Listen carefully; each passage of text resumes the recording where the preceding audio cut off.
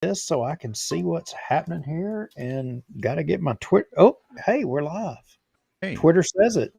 yes, I got my. Oh no, that's a Just Sat deal. Um, uh, did I get my YouTube live? What? No Does that notification yet? does it mean that I'm officially Oh, there we old go. school when I say Twitter and not X? No, I still say Twitter too because look, I'm a big fan of Elon for the most part. We were discussing just a couple of minutes ago the impending doom of our planet because Starlink is going to have up in the air like I don't know 14, 15, 16,000 of those low earth satellites, which are awesome for internet access. I've got several clients that have it, and it really is the bomb. But the problem is now I think the European Union, China, and who God knows what other countries are wanting to copy what Starlink's doing and have their own system so they're not, beholden to Elon Musk. And so I don't know. The way I see it, in the next 6 or 8 years, if they can get all those satellites in the air, I mean, we may just black out the sun just to get internet access. So, So what the so what you're apocalypse. so what you're saying is I need to ditch Suddenlink and get Starlink. Starlink is good as long as you've got decent line of sight to the trees. Now, if you got a ton of trees, that's the only problem. But it's not stationary, so the base unit actually rotates to follow and lock on to the to the satellite. So it's not, and it's a little bitty thing too. It's like the size of your computer monitor. Yeah, but it's the same thing as like the direct TV thing. If you got a bunch of trees, you're screwed. That kind of deal. Well, yeah, except it's not that bad because you can have a bunch of trees because with direct TV, you're pointing to a stationary satellite. It's geostationary. Starlink, it's not. They're low orbit and they're in a grid system and they're, so they're everywhere and spread out. So it's much more tolerant of trees, but it there's an app on your phone. You can download the Starlink app and Right. walk outside, and it'll like lock on to all the satellites and show you on your phone and tell you Oh, whether you can get good enough reception. So it's pretty cool. And okay. it So, note to everybody what Rex is saying that if Suddenlink is jacking you up and hooking you up, with these rate increases on a regular basis, and you want to see if you've got a potential other option, get that Starlink app, like you said, walk out in your yard, and voila, you can tell whether or not that's an option for you or not. Because I can tell you they're doing it to us, right. and but there's not really any other option. Direct TV, that thing was not an option for us because of all the damn trees. Maybe Starlink's the answer. I don't know. Well, it like I said, I've got I don't know, probably a dozen or more customers on that use it, and every one of them that have it. I mean, it's not cheap. It's like $150 a month. You buy the equipment, but you own it, so it's a one-time $500 deal. But you can, I mean, they make a mobile version, but the home version you can just tote that song going around anywhere too, as long as you got a 120-volt outlet. Well, hey, I'm not seeing any comments or anything like that. Again, I am working off of some We got a few people commenting, watching. We're at about 40, well, climbing to 40 on Facebook, add in YouTube and all that. We're over 50 folks watching. Okay, okay. What's on the agenda tonight? I mean, I think we ought to talk a little bit about what we're going to jabber about. And hey, there's been a lot happening on Twitter. Have you been on Twitter in a while? Well, I pay attention to it, but not probably as much as you do. Although I pay more attention to it now that he's let the crazies back in, like Alex Jones and all. So, Yeah, but and he's I've been bringing watching. back. I've been watching Tucker Carlson's deal too. Have you paid attention to that? Oh gosh, yes, Tucker. He is on fire on there. And look, probably the best things ever happened to him was he left Fox and went out solo on his own. Oh yeah, yeah, definitely. And you've been given some advice on people going out on solo. I understand, but hey, the one thing that I do like about Twitter and what it's doing now these days is it's bringing back some of the old stuff. Yeah, that's true too. Share, So share my screen. Do you remember this commercial back a long time ago? Let me see here. Hold on. I gotta do share Duke's screen. Share Duke's screen. There we go. Okay. What? Well, Watch what? this. This is All right. hilarious. Do you remember this? This was like Well, back. play. I think it was the late '80s, early '90s. But this was Uh, hilarious. Best uh, commercial ever. well, play it and let's see.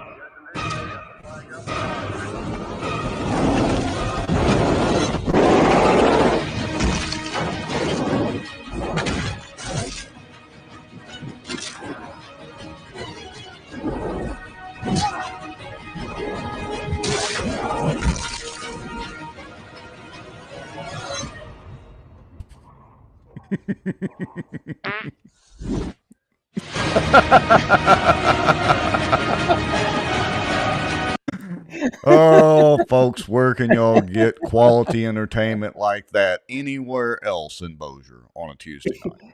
If y'all missed that one when you were growing up, I'm telling you, you missed out. I mean, look, we had the best, teenage years, childhood years. I mean, I'm going to include the '70s, late '70s, '80s. I mean, we had the best. We did. Yeah, I agree 100%. Look, it was I grew up during the MTV age, back when MTV was actually quality when it first started. I mean, that's a whole other discussion. That's right. So, what is on the agenda for But folks okay, tonight? What are we going to so talk about?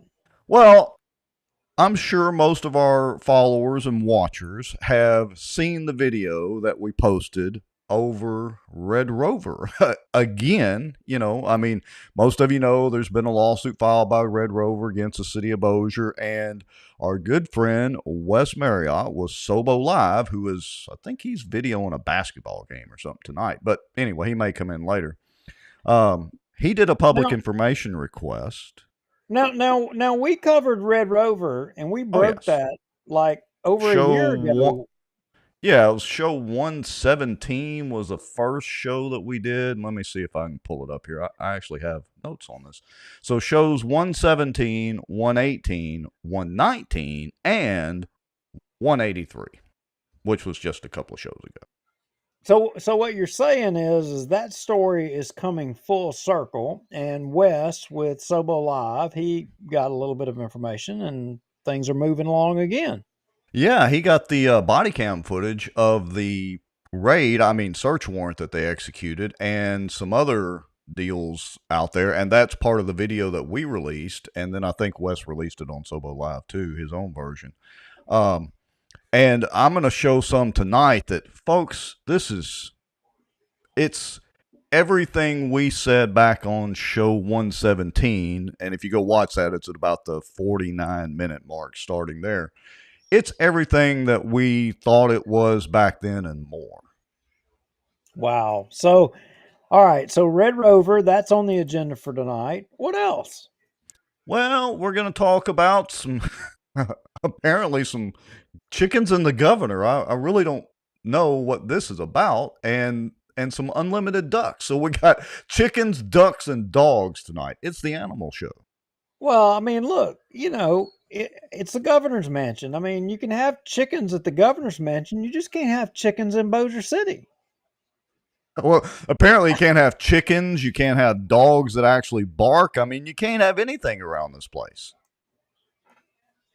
It's like, Oh. the Gestapo in the making. The pet Well, Gestapo. what would a Bossier watch be without a discussion on walk on water, right? Oh, are we going to talk about our favorite person, our favorite Congress critter, MJ? We've got to talk about walk on water because, I mean, look, uh, there's people now, mainstream people, starting to question the validity of the man. They are. Well, hey, just remember, Duke, I got to warn you here. He's only, God forbid, 2 steps away from the White House. Eh, Look, he is. And, like we always say, if we're wrong, then by all means call us out and say we're wrong. I mean, he has an open invitation to come on here and to say, you know what, Rex and Duke, y'all are just wrong. That's not true. You are liars. He's welcome to come on here and say that. I, Yeah. I would entertain that.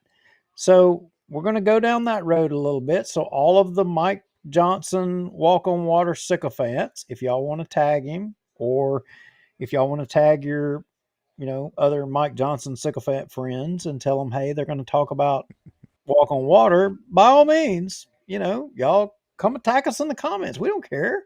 I Yeah. mean, iron sharpens iron.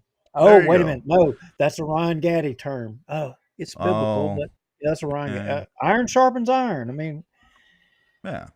All right, so we've got quite a few topics to discuss on tap tonight, and I don't know, we may have some more stuff in the notes that that ain't even we'll all of dredge up. it. Oh wait, We there's more. Well, wait a minute. The police jury, they're Oh fixing yeah, they're the suing police. somebody. They're suing some of y'all in the community. A whole Oh group of you, a bunch of you. The police yeah, jury is going after y'all. Did and there's y'all know public that? comment on it. What, tomorrow is that the police jury meeting, or is it I think Thursday? it's Tomorrow, Thursday. Yeah, I think Thursday. it's Okay, Thursday. Thursday. Yeah, But hey, y'all all voted for these police jurors so that they could come and turn around and sue you and use they're your like the Cypress District, only they have more money. more money. Yeah, that's right. Yeah. Y'all voted for them so that they could turn around and go after you. How about that? Mhm. Right. Tag your friends. Well, let's go ahead and do our intro and countdown and all that stuff. Folks, y'all know the drill. We'll be back in about 3.5 minutes. Share it out. Like Duke said, tag your friends and all that kind of good stuff. Go make you a stiff drink real quick. Make some popcorn real quick. We'll be You're gonna right need that. back. You're gonna need that stiff drink tonight. Better make it a double. All Yeah. right. Here we go. A lot of the back office on the politicians that they think walk on water, they would be shocked. There's an old wound from a knife in my back that just is giving me heck lately, and it's just really irritating. So I have to kind of wiggle around a little bit. Well, I've not heard my name in stable or Baton Rouge in stable in the same sentence in a long time. I titled it A Shot Across the Bow of the Good Old Boys. Just, they feel helpless, they don't feel heard, they have nowhere to turn. Some Republicans as well believe that government has the answers. And let me tell y'all something. I don't know anything government does well. Nothing. Aren't there laws that say that you have public meetings so that the public can have accountability of their elected officials? They're making a little bit of progress, but I would definitely have to give the race to Caddo Parish right now. I don't know. Is there anybody from Plain Dealing watching, you think? As a member of the media, I'm very concerned about what I've just heard. Did you or did you not requisition some money to fight against this or for it? We hired a lobbyist, and it cost us $15,000. We were opposed to HB 630. So for this week, folks, the cockroach of the week, according to Bossier Watch and Duke Lowry and Rex Moncrief, is Raymond Croon's legislative assistant, Allie Feaster Smith. Thank you, Allie.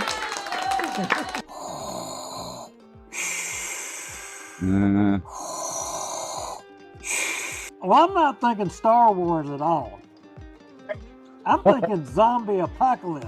No way. Okay, It was not okay. David. You know it wasn't David Montgomery. David ain't going to jump off in there with Chris. He ain't Okay. going to do it. He'd as soon spit on him as he would even look at him. Man, this is a Mickey D's Krispy Kreme week. Didn't you know? Who's paying y'all? And if you're driving on the roads, are you safe? It's on the road, yeah. Well, I know you're on the road, but I mean, is this all folks coming from the border down there? Yeah, it's going to border. It's actually going to Mexico, the buses. Doesn't mean they interpret it the same way that I do. For instance, the Second Amendment. I take it very literally. That's been interpreted different ways in the court system all the way up to SCOTUS. Yeah, that's only going to cause more division that he claims he doesn't want to cause. And it's only going to cause more suspicion. We're still right now combined on both pages and YouTube at 264 people watching. That is amazing, folks. Coleman Project, the Walker Place deal, through conscious, shocking action. The purpose of their actions was to stop plaintiffs, being the Earl Coleman and associated groups and all, from developing Walker Place. But here's the key thing, which in turn would enrich sitting city council members Scott Irwin and David Montgomery Jr. you hit the button, does that mean that people are like seeing us sitting here talking and Well, chatting? in theory, it's an every week thing. We got to double check and make sure it's like a miracle any of this actually works. This Bossier Watch live broadcast is brought to you by the Outdoor News, fishing and outdoors for our area, Acadiana Mortgage, over 23 years in the mortgage business, Pelican Training and Consulting, Smarter Geek, making technology easier, and the many supporters, donations, and folks sharing information and watching out for Bossier. Now, grab your popcorn and a drink. Here we go. Here we go. And here we are. And it is a miracle that any of this ever works. Yeah, technology is an amazing thing. So, hey, we were talking and you were saying that you had a number on Facebook. So I'm putting us somewhere between 70 to 100 live viewers, Yeah, right? because, so the way I'm showing the Facebook feed at about 70 people and climbing slowly but surely. That's great. And then you add in, I don't really know what YouTube's at. It's 20, 30 people. So I don't know. We're somewhere around there. Yeah, well, cool. Good Hey, crowd. yeah, good crowd tonight. Thank you all for being here. And, hey, it's still, Rex, it still amazes me that folks tune in to watch just you and me because we're just regular guys and we're talking about, just Bossier politics. Yeah, well, it is amazing that people tune in and watch. It's amazing that they have tuned in and watched for 185 plus shows. That's a lot of hours of you and I just rambling. I mean, a lot of them. I'm getting So, texts already. uh-oh. We've made a mistake or pissed somebody off already? Yeah, it's early. I mean, we ain't even got out of the break and I'm already getting messages already. Hey, I see Ruth Pope Johnson, Barbara Murray watching. Thank you all. Who else? Greg Bell. I think Yeah, he's from somewhere east of us, probably on a yeah. beach somewhere. Dawn David Thomas. Bond. Yeah. That's Don, interesting. Dawn Thomas, she's down there on the beach too.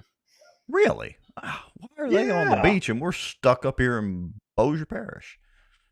David Bond says he shared us out on Dogwood Park and Dogwood South neighborhood. So, yeah, that's pretty Ooh. cool. Greg's Dog. in the Panhandle. Hey, Dogwood South. Hey, I'm curious. Is Dogwood South? Are they on the Village Ooh, water system or are they on the Bellevue water system? that's a good question, and I should know this because we've covered all of this before. But I've slept since then. I want to say, are they on Bellevue? I don't remember, but I will tell you if they Hmm. are on the Bellevue water system, y'all are going to want to watch this show because you've got some serious things coming up. You're Yeah. part, you're a part of the crowd. I think maybe of who the police jury is coming after. Like literally going to sue you. Gonna sue you with your own tax dollars. It's even better. Yeah, they're going to Ruth, use your money to go after yourself. yeah, isn't that great? So let's address this. Ruth Pope Johnson says, since it pertains to Red Rover, any update on Charles Jacobs still on sick leave? He is on very sick leave. Prayers out to him and his family as much as, we make fun of him, and he has definitely provided us hours and hours and shows worth of entertainment here. We don't wish anybody any ill will, so. Uh-oh. Yeah, Wait a I minute. don't. My mom's telling on me. She says, "Hey Rex, y'all were on Channel 3 this morning." Mentioned because of Red Rover. Uh-oh. Well, it's not the first time that we've been on the Yeah. news, right? Yeah. But anyway, so sorry to interrupt you, but you were saying about Jacobs.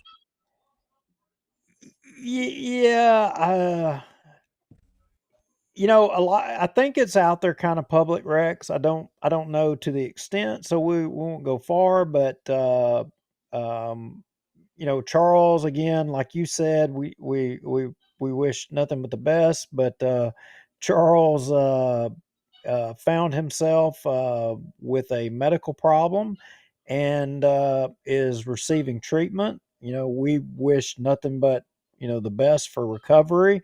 And I think it would be appropriate probably not to go much further, but I would say that he probably needs all the prayers that he can get. Right. He is off the field of politics at the time, Yes, he and is. he probably needs, regardless of whether you agree or disagree with somebody, even if they're your enemy, you should wish them the best. And we are wishing him a full recovery. And I'll tell you that no matter what, I mean, he his Zamboni thing, I mean, that will go down as legend. So Well, Charles, the this if Charles is watching, I mean, man, I appreciate it. I the do. the cynical, selfish side of me wants him to get a full 100% recovery, just so he can provide us with many more years of entertainment and stupid quotes and all sorts of things. Yeah, well, So, anyway, we'll leave we'll it leave at it at, that. We yeah, do. yeah, yeah, Wish good him a choice. full recovery. All right. So let's see. Greg Bell says Raymond Cruz just posted a congratulations to Allie's appointment to the 26th. That's Allie Aiello Stahl. Did I say that right? Well, yeah, was that an appointment? Well, she basically got crowned. I got a text message from, let's just say, another judicial candidate, and was like, wait a minute. So if Lane's passed away, who's going to take his place? I was like, well, qualifying's already over. And this judicial candidate was like, I hate somebody to get in there that had no competition. Well, I mean, I got to tell you, if you're just realizing after the fact that there was a vacancy, you probably shouldn't be in there in the first place. That's And I don't even a know nice way to put it. I don't know who called you, but if you aren't hip to the times and you don't even know, you probably shouldn't be in there in the first place. I mean, Yeah. maybe I'm wrong. Y'all tell me if y'all Nah, think I'm wrong. I didn't want to have to say it, but you said it very eloquently. Yeah, well, Yeah. anyway, yeah. So All right. she is now one of your 26 JDC, the first female. And look, she had been on the show. Her and Doug Stinson. Remember that Yeah. district judge race? Both of them came on, and we had a quasi debate. It wasn't really a debate, but because when you have lawyers running for a judgeship, it's kind of quirky about how they can answer questions. They can't. Uh, well, they're supposed to have the judicial canons that limit Right. them about criticizing and what they can and can't say, but they both did really well. And both, I think, our takeaway was that either way, either candidate, if they were to be a judge, they would be well suited, to be a judge in the parish. And now they both are judges. And Allie is the first female judge in Bossier Parish, which I got to tell you is in my opinion, a good addition to the bench in Bossier. I like it. I Yeah, do. I can't disagree with that. It's always good to have a different perspective, and I guess technically she wouldn't be one of the good old boys. Depends on what her pronouns are. Oh, good grief. Well, please don't make us go there. But Look, I just have to say, because when I was looking up the city staff or city directory today for what's her name, Sherry Woods, with the animal control or whatever, they had her pronouns listed. I kid you not. I know that is totally. I don't want to go there. I don't want to go there. Rusty Lombardino points out Pittard had put in retirement papers for January 1. Yes, he had. And I want to say I knew Lane Pittard. Lane Pittard was a great guy. I enjoy him. In fact, I had occasion to be in the courthouse. I went up and visited with our clerk of court, and her and I have a history with Lane Pittard. And I remember specifically. Do y'all remember back Celine Dion? Remember when Celine Dion was making all the music and was the big rage and the hit or The whatever? Titanic deal and all that, yeah. Yeah, and there's this memory I had, and me and your clerk of court and Lane Pittard. Lane was a adjutant defender, and we were sitting in the jail, and we were sitting up there, and we were talking. I wasn't arrested, by the way, just so y'all know. We're sitting in there, and we're talking, and Lane, we were talking about, events. And Lane, we were talking about music and talking about Celine Dion. He was like, "Oh," because Lane, a lot of people don't know it. He was a big music person. Yeah. Just like, unfortunately, we have to mention Harmon Drew. Harmon Drew passed apparently this week. But Harmon Drew was a big music person. Lane was a big music person. But going back to this conversation, Lane was making a conversation about Celine Dion. He's like, I just don't understand it. He's like, it's 100-pound, one-hit wonder that's making music that won't last, and everybody's just all in la la land about Celine Dion, and she won't be nothing in the future. Yeah. And in some senses, he was right. He was dead on the money, because where is she now? Well, that's true, but I think she had some other issues. And I wouldn't classify her as a one-hit wonder. Not that I'm a huge Celine Dion fan, but I don't know. Yeah, but I'd have to go back and look up, where is Celine Dion these days? I think she's still singing in some casino in Las Vegas, trying to pay off the gambling debt that they. So, if y'all want to go contribute to the cause, you're more than welcome. That's where they all end up, Vegas. So either Branson or Vegas, but mostly Vegas, I would say. All right. David Bond says she has. Let me read this first. Oh, she has stiff woman disease. She's in the X News today and can't hardly move. Interesting. What the heck is stiff woman disease? I've never heard of that. I'm not sure I want to Google that right now during the show to see. I didn't know she had some medical issue, but I don't know what stiff woman disease is. Wait a minute. We're getting some feedback here. No, guys, serious medical issue with Celine Dion. She has a disease and has restricted movement. Stiff person syndrome. Okay. She has a terrible disease, so it must be a real thing. Stiff man disease. Wow. Okay, so I'm learning just like you are. I'm getting educated tonight. Yeah. Thank you guys. I had no idea. Yeah. Huh. Interesting. Hey, and this is totally off the cuff. Have you ever watched the Jeff Corden show, the Late Late Show? He's the British guy, but he's in LA. But anyway, he's funny. So he's apparently retiring, and he does the carpool karaoke. And he's done this karaoke driving through LA with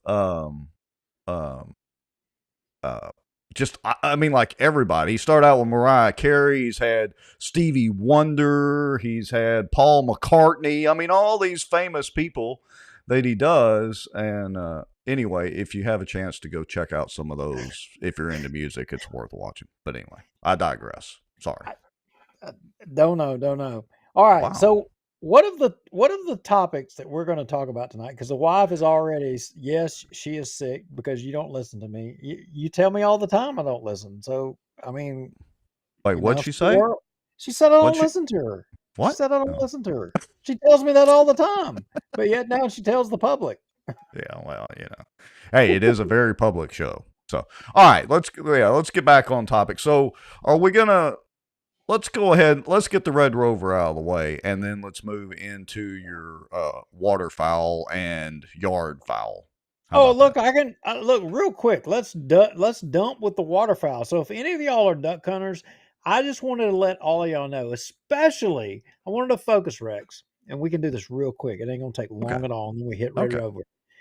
For all of you duck hunters, people that follow duck hunting, especially the ones that are DU supporters, I just wanted to point out and thank you for your contribution to the state of waterfowl hunting in Louisiana. And Rex, if you'll go to cut 1, I want to show that chart, and then real fast go to cut 2.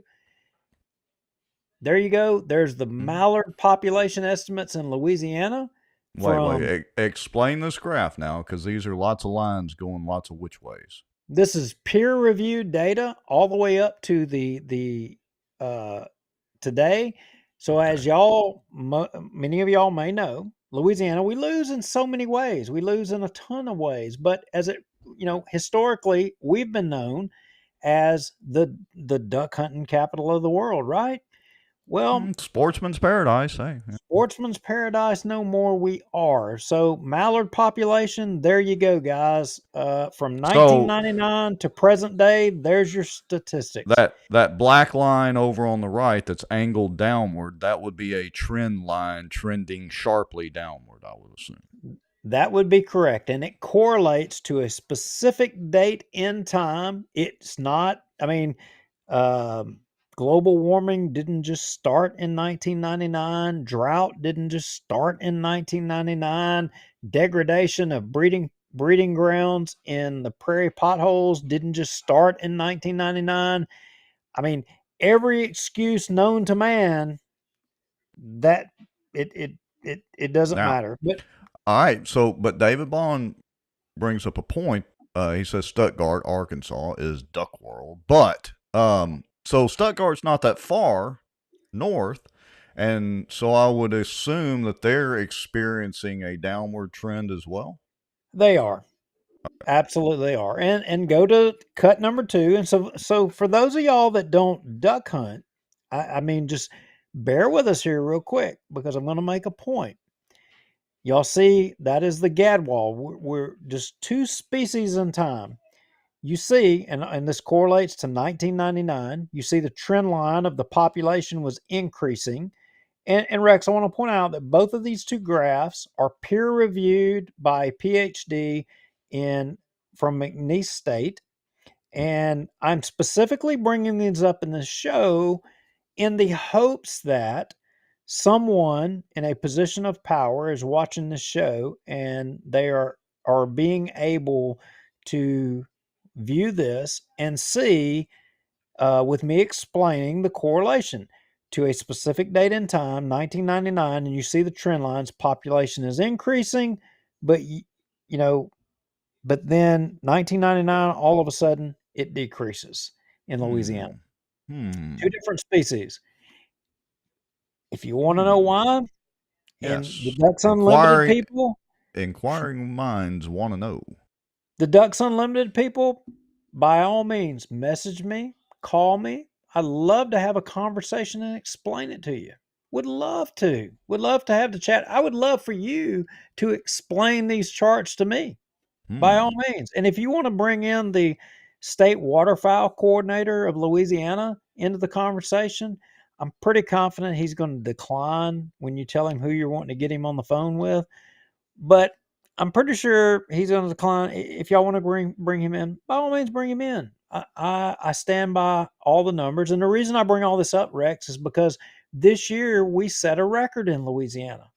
Really?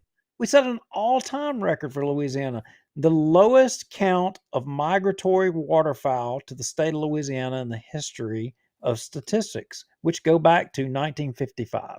We didn't start recording numbers until 1955. Just another low statistic that Louisiana has apparently excelled in. This sounds like a good topic. Some of you may have seen I shared out some outdoor news footage from Caddo this past week just to share it out.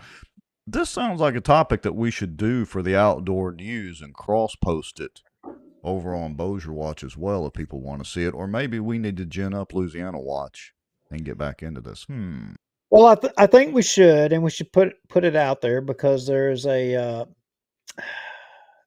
I hate to say it in this right here. For those of you may not waterfowl hunt, you may not duck hunt, you may not even hunt at all.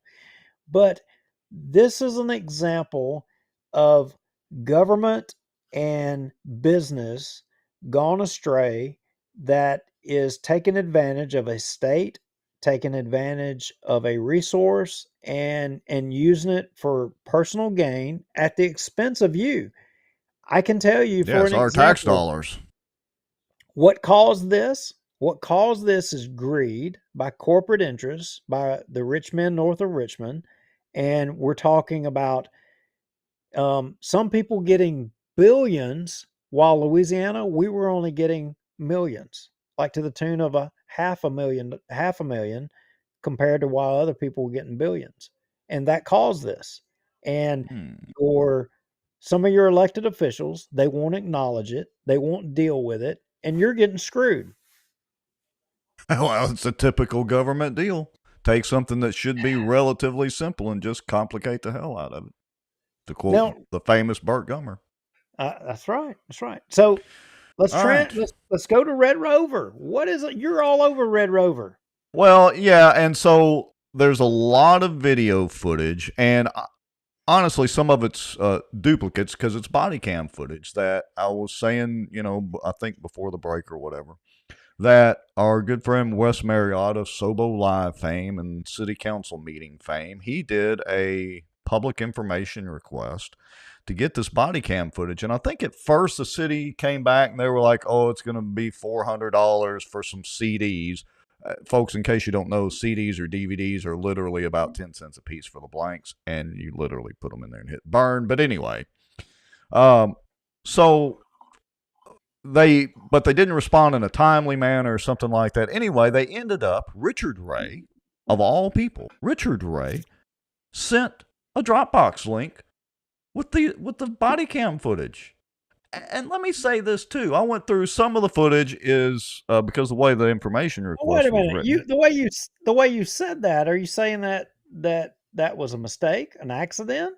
He didn't mean to? He meant to. I mean, it's not something you just accidentally share a Dropbox file transfer link. It's not like he just slipped and fell and did it. Okay, so you're saying it was intentional. He meant to share it and Okay. provided it by. It's like 26 gigs of data, which is quite a bit. Anyway, So now, the one video that everybody has seen on that KTBS shared that we had put out. Yeah, The one video is not all of the content. There is a lot more content. Oh, there's a lot more. We're going to look at just a little bit more of it tonight. But yeah, there's a lot of content. Now, give me just a second. Let me see if I can share my screen. Yeah, here we go. All right, so let me do some little maneuvering here that I should have done pre-show, but didn't, failed to do. So most of you have probably already seen this, but if not, it's on our Facebook to play it right now. So let's watch and listen. I've put sound barriers up. I've offered to sit down with him and whoever his contact is with the city to try to work it out peacefully. But this is I offered this. All right. The lady talking in the back right there, standing by the door, that is Sherry. What I say her name was? Sherry Wood, I think. She's with Animal Control or whatever. Okay. Sit down, and he said, nope, this is not going to do any good. With him? Okay. Yeah, all of us in the same room so that we could come up with a solution that's best for everybody. All right, and what they're talking about right there, when they refer to him, they're talking about your friend, Duke, Steve Pennell. Is it Pennell or Pennell? Pennell. Pennell. Steve Pennell, who owns the property behind and adjacent to Red Rover and is causing, along with Charles Jacobs and, the city, all the ruckus. Okay, so I want to refresh here just a little bit and make sure I'm understanding this correctly. The woman in this video, and I got to tell you, I didn't realize this or not. You said she is with Animal Control.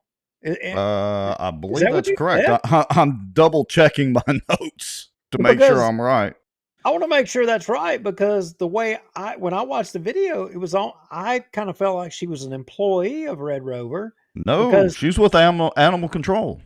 Okay, well, she says that I want to say here in just a second. She said she had a conversation with Pennell and said, wanted to try to meet and talk and work it out. And she said, he said no. It's beyond that. Yeah, that's literally what she said. Y'all can go listen to the video. It's unedited, except Well, I did. Play it. I did. Play it. Yeah. Let's go back and play it. So y'all listen carefully, folks. Contact is with the city to try to work it out peacefully, but this is I offered to sit down, and he said, nope, this is not going to do any good. With him? Okay. Yeah, all of us in the same room so that we could come up with a solution that's best for everybody. And the guy that came down, what was it, Rodney Taylor? Rodney, yeah. And he is who? Director of City Permits. Director of City Permits. Or maybe it's Director of Permits. And what did he say when he came down? What was... he didn't really say much to me. I have to look back at the tape. I don't remember him saying too much. Did he call y'all? No, you called. No, I mean, has he ever called y'all? Okay. Steve or Rodney? Either one of them. Steve called us, and I personally sat down with Steve. That's when I offered, a sit down with everyone to see what could maybe be done. Listen. And he said, no, it's not going to do any good. Obviously, there's two very different stories going on there. Listen But here. every time I've been here, I can hear barking inside where the people are, but when I'm outside, I might hear a bark once in a while, but I don't hear consistent barking. Now, And again, that is Sherry Wood. Her title is Animal Services Superintendent for the city. Well, and y'all wait a just minute. heard her. Is she still there, or has she been? Is she? You remember we had some changes down there, or is she gone? I don't know. I really don't know. I mean, That she's still showing in the city staff directory, but I don't know if she's still there or not. Huh. Well, it sure sounded like she was saying it sounded like she was on the side of Red Rover. Yeah, from what I've seen, just scrubbing through the video and all that, for the most part, she's obviously with the city, but on the side of Red Rover. Now, you will see here in a minute what we're going to play tonight is when they part of when they're executing or after they've executed a search warrant. The Bossier PD has, and I think it was Charles Smith that signed the search warrant. I think I need to double check that. But we'll get to that here in a few minutes. So let's continue on. All right. So hold up before you move on. All right. Just for the record, interestingly, somebody messaged me and said she was fired from the city. Oh, this lady was Sherry Wood. She was fired. Now that, in my opinion, connects some dots. So I wonder, was she fired because she carried the water for Red Rover?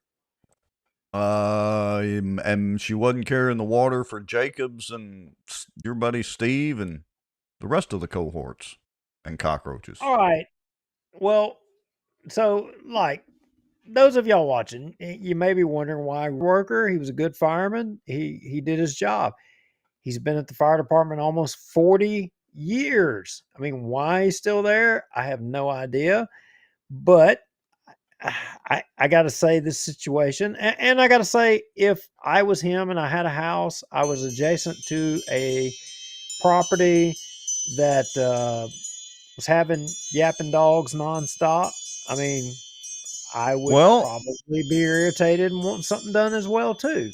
Well, but as a reminder, according to our good friend David Jones, who of course is a former city councilman, in show 117, he put up in the comments, he said that residential property was purchased after the commercial property was there. Now, at that time, it was some sort of tack house. I've really never paid attention to what was there before the kennel, which was called Doggy Wood or something like that, I think, before it, Steve, before Cody McKellar and his partner bought it in, I think, October 2021. So the commercial property was there before that house was built, although it wasn't a dog kennel at that point, is my understanding. So y'all correct me in the comments if I'm wrong or right there. Yeah, let's see. Brandy Jones McAvoy says he bought that property knowing it was commercial. Judy Stewart says correct. Brandy says it was a vet, then a daycare. Yeah, but it may not have been a boarding thing. I mean, it sounds like, I'm playing devil's advocate here. It may not have been a boarding facility where you had, not dogs just coming in to see a vet, or horses or cows or whatever it may be. If it was a veterinarian office, you had them coming in, but it may not have been a boarding facility. And if it changed to be a boarding facility to where you had all this nonstop yakking, I could. Well, look, that may be true, but if we have time, I'll play Steve's Facebook post after we first talked about it and brought this to light. Steve made a Facebook post. And he posted a couple of videos. And honestly, Now, full disclosure, Cody is my neighbor. He lives like 2 houses down from me. So full disclosure with that, but the barking that Steve posted was no worse than what I hear every day from my neighbors or the people across the Flat River from me. I mean, it's part of having dogs. But anyway. Well, here's the rub for me. Here's the rub for me. Okay. The rub for me is that how politics was used. I mean, it's the Bossier City way. Yes. It wasn't on the merits of the case. It was politics were played. And how do we know that politics were played? Well, Because you're about to literally hear it from the Bossier PD. by all means, let it play. And All I right, think here it's we go. indisputable. Yeah, it's unless the cops and the lady that was with animal control is lying, and well, I don't think they are. Here we go. The first time I came, they had just put some dogs out. I heard them barking for a few minutes, and then they stopped. But he seems to not want them to bark At all. At all. Yeah. Hi, man. What's going on? Okay. Do you know what the deal is going on out here? It originally started with some sort of animal complaint. You were supposed to contact the parish out there to issue a ticket, but we can't do it for the parish because it'll go to parish. Our city was supposed to go out there and do it, but now it turns out there should be a guy named Roddy Taylor or Turner that's out there. He's gone. Okay, what did he ask you all to do? Bradford, I didn't get a phone call until after this was all over, but Bradford told me that he asked him to write him a ticket for unnecessary noise. Okay, did he do it? Yeah. Coming from the city attorney wants it written. Somebody from the city attorney wants it written? Yes. Okay, because this is putting us in a really bad spot coming out here issuing an arrest with basically nothing. Roddy, with the attorney, well, it came from the city attorney that we were to assist Roddy Taylor, and he wants the ticket written. We were to write that ticket. Okay, so. What was it? Do me a favor, Scotty, because I'm driving down the road. It sounds like you're driving down the road, too. No, I'm out here. The deal. Okay, text me the ticket number and what the ordinance that you wrote it under. Okay, the orders that we wrote it under. Ordinance. Oh, the city ordinance? Yes. It's unnecessary noise. Okay, you wrote a ticket for unnecessary noise for Roddy Taylor's request. Yeah. Which came from the city attorney. I guess it did. Yeah, well, that's what we got. All right, let me make another call. So that's what you all did. All right. All right, buddy. All right. All right. Y'all heard that. So, now let's go backwards a little bit. He was talking about the parish, but we can't do that on behalf of the parish. Right. What's he talking about there? Well, as best I can remember, I'd have to go back and watch, our prior shows to get back up to speed. But I think somebody from the parish had showed up and threatened to write them a ticket or something like that. What was the deal? Well, I'm wondering if this goes to the city trying to farm out all their animal control issues to the parish. Remember, you've had a little bit of a kerfuffle there with all that parish stuff. The parish wasn't going to do anything, but in this case, they decided to exercise city ordinances. You've got the Bossier City Police Department being, I'm going to use the word squeezed to affect some type of enforcement against this business. And you've got an officer here on the video who obviously has been steered in a direction of what he should do. And, he's talking on the phone, I'm assuming, to the desk sergeant, and they're court, and both of them are not on the same page. They've both been instructed on what to do, but I mean, how is it that they're being instructed what to do, but yet they are not 100% sure that it's the right course of action as it relates to enforcing the law. They're not. It Well, doesn't sound like they're sure at all that these are violations of the law. yeah, I don't think they were, and I'm going to show the video we're going to play here in just a minute. I'm going to show you where the Bossier City detective, Detective Robertson, was absolutely wrong in that. As a matter of fact, let me pull up. I've got his name somewhere. Give me just a second. I should have had this ready. Yeah, Detective Willie Robertson, Roberson, with the Bossier City Police Department. He was just flat out wrong. And I hate to throw the Bossier City PD under the bus a little bit here, but you'll see in a minute he wasn't the nicest guy in the world either. Now, I will say this, that I know not too far from the Red Rover property is the city limits line. So maybe, I'm playing devil's advocate here, folks, maybe there was some confusion as to whether they were actually in the parish or in the city limits. Because I know a buddy of mine, I used to go shoot woodies back there in the very back of where Dogwood ends. And so I'm not sure where the city limits line meanders right through there. Maybe there was some confusion about that. Well, look, folks may be surprised to know, but historically, Bossier Parish has had the most restrictive sound ordinances in the country. You know, Right. they did that crap intentionally, and whether this was trying to be applied in this situation or not, I don't 100% know. But what? But look here. So let me just throw this in there. Larry James Hawkins brings up a good point. He said, "Aren't commercial zones noise levels different than residential?" Hey, I guess someone wants to complain about the B-52s. I call them Freedom, flying over the same area at 12:30 in the morning or later. Now, I just got to say this. I'm all go Freedom and go Air Force and Barksdale and all that, but you've heard me complain over and over. I have to run special software. So when I'm talking into my mic, it's processing through software to cut out the air conditioning noise during the summer and the heater noise during the winter, but also the B-52s, and they don't just fly over at noon, Larry, I promise you.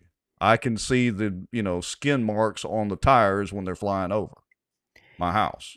Yeah, but I look. I mean, here's the thing: if the business existed, residential tried to come in and build into existing commercial, who's right here? I gotta say, I don't know that the issue that we're discussing here as to whether or not um, a sound ordinance shouldn't apply to a business that was there before the residential was there. And I hate to say that, but I mean, because it's a person who's been a friend of mine for over 30 years, I just don't know. And I don't so much have a problem. I mean, look, everybody is entitled to make an argument. Everybody is. Right. If you think you're being aggrieved, you've got a right to be able to say, hey, I'm being screwed. Right. Something needs to change. Everybody's got that right. But was politics used to steer this thing? And if that's the big rub, yes. That's the rub. And if politics or favoritism or the good old boy system or whatever you want to call it, if that was the play that was being used to steer this thing, then you know what? If the dog Red Rover can prove it, they're going to own Bossier City. That's the bottom line. Yeah, they got a problem. If any elected official in Bossier City helped to steer this thing, if they got involved and they did something, you know what? Bossier City's got a problem. And here's the problem with that, Rex. The problem is, you know who's going to freaking pay for it? It's not going to be the elected official that steered it. Oh, yeah, it's going to be all of us. It's going to be all of us watching this show, all of y'all taxpayers of Bossier City. You're the ones that are going to freaking pay for it. Yeah. Because you've got a politician who's should have said no. Yeah. Yeah, should have kept their nose out of it. So I'm going to switch screens here in just a second. Let me get my notes pulled up. You'll have to forgive me because I'm having to run my notes on my phone because I didn't bring my laptop in here for the show. All right. So here we go. Let me switch screens. We got a little bit more to talk about on this. All right. So this is going to be some body cam footage from after the search warrant was executed. All right. So I'm going to kind of roll through this and I'll pause it here in a minute. So just bear with us. Okay. You feel okay talking to him about this? Okay, good deal. I'm confused. I'm Okay, lost. okay, I don't know. okay. So here's the deal. Okay, so she advised us she was acting as the assistant manager or manager / position. All right, I'm gonna pause it right there, and I know that's kind of quick, folks, but this was, let me pull it. This is Robertson right here, Willie Robertson. He's I guess a detective. He's the one that actually executed the search warrant. So he's pointing at this girl over here on the right. You might not can see her. A search warrant? Why do we have to have a search warrant of a dog boarding facility? Well, that's a very good question. Very good question. I mean, everybody watching this, I mean, look, if you're going to, I mean, a dog boarding facility, why do you have to have, are you abusing dogs? Are you putting them to sleep? Are you feeding them Alpo rather than? Oh, he's going to talk about what they actually wrote a violation for during the search warrant is water, of all things. But I'm going to show you where the cop was dead wrong in it. Now, okay. So just to set this up, the girl that you can see on the far right corner over there in the pink is, I think she was about 16 years old at the time. So she's a minor. And we've got the footage, the body cam footage, where basically Robertson pretty much coerces her into saying that she's the assistant manager, even though she really isn't. So keep that in mind for context. I don't have that video for tonight, but keep that in mind for context of watching this. So here we go. Basically. So being that she was working in the business at the time that we noticed violations. That's what I'm trying to figure out what the violations are. There are several dogs in kennel cages that do not have water. So those are daycare dogs, and they're in a whole. Louisiana law clearly defines, and look, you can go to court on it. I'm not here to. No, listen.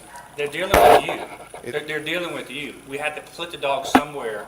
So listen. They go to the yard. Listen to me. Stop. Listen. We're not debating. We're not arguing this. We're not questioning this. We're not discussing it because there's nothing to be discussed about. Okay. Okay. Don't you just? I hate to say it, but the detective's being a straight up ass. There's no way I would have let him get by with talking to me like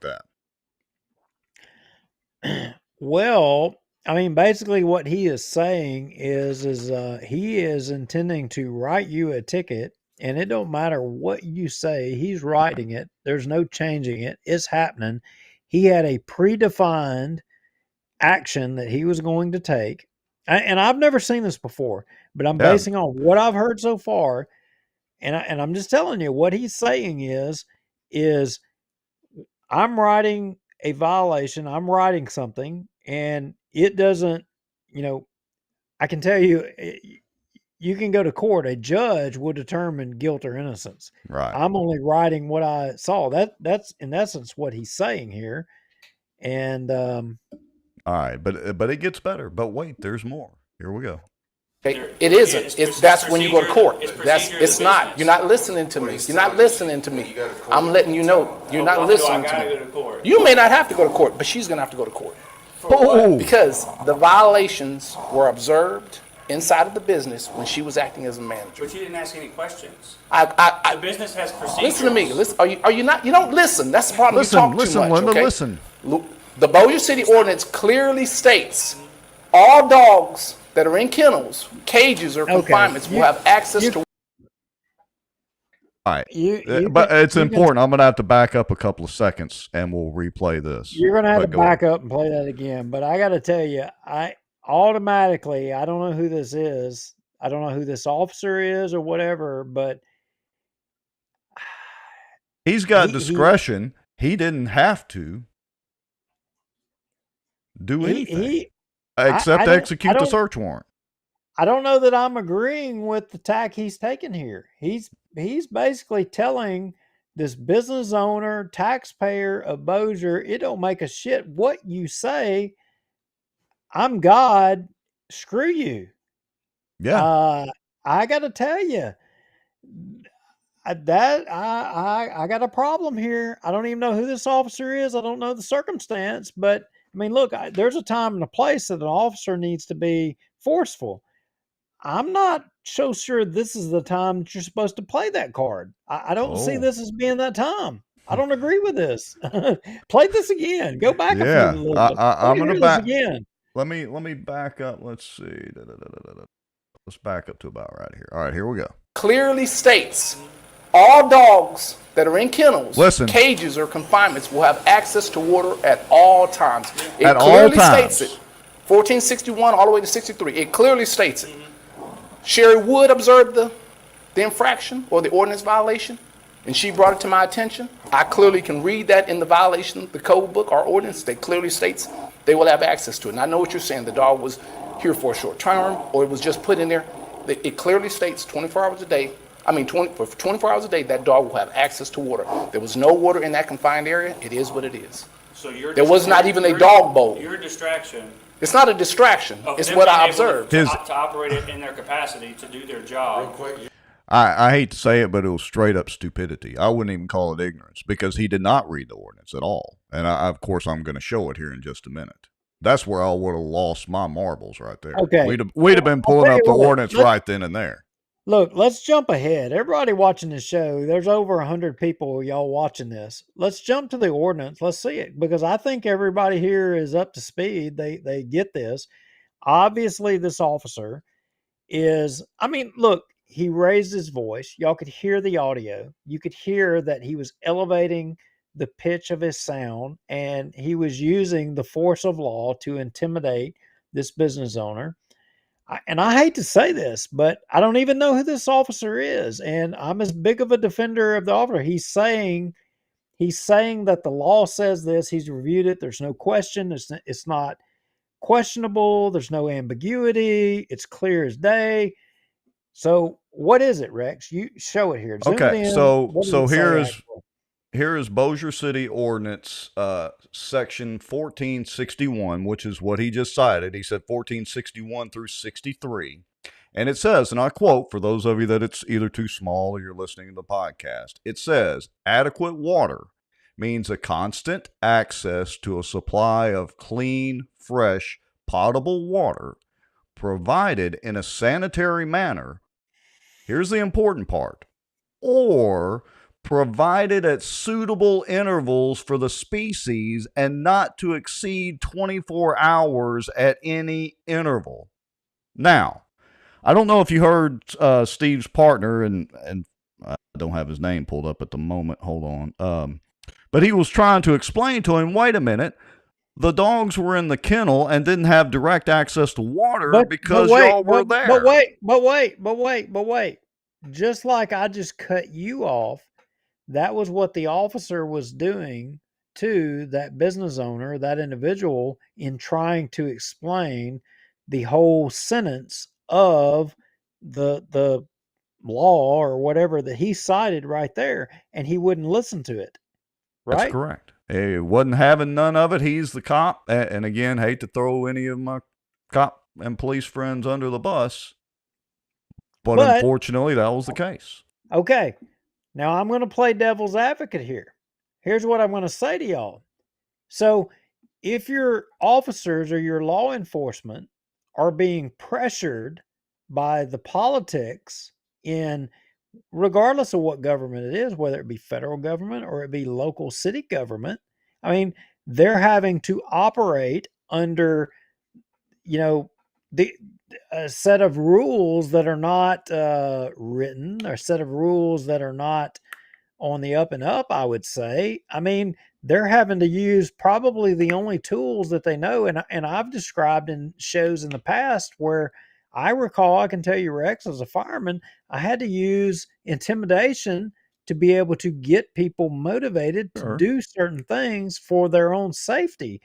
And I can tell you that policemen, officers, intimidation is a tool, It's a tool to accomplish a goal. I can tell you these officers, they don't freaking want to be in this box that the politicians have put him in and be squeezed in. And I think he probably automatically. Yeah, but I I agree with you 100%.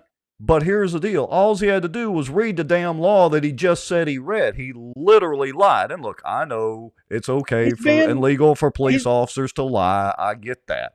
All he had to do, if I were Cody's partner there, I would have said, oh, let's pull up the statute. I mean, yeah, you're going to go ahead and write me the citation, and we're going to go through this dog and pony show, but I'm going to have it on your body cam that I showed you the actual ordinance that you just lied and said you had read because you clearly didn't.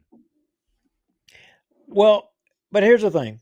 If the cop's being squeezed, nobody's going to win here in this deal. That's true.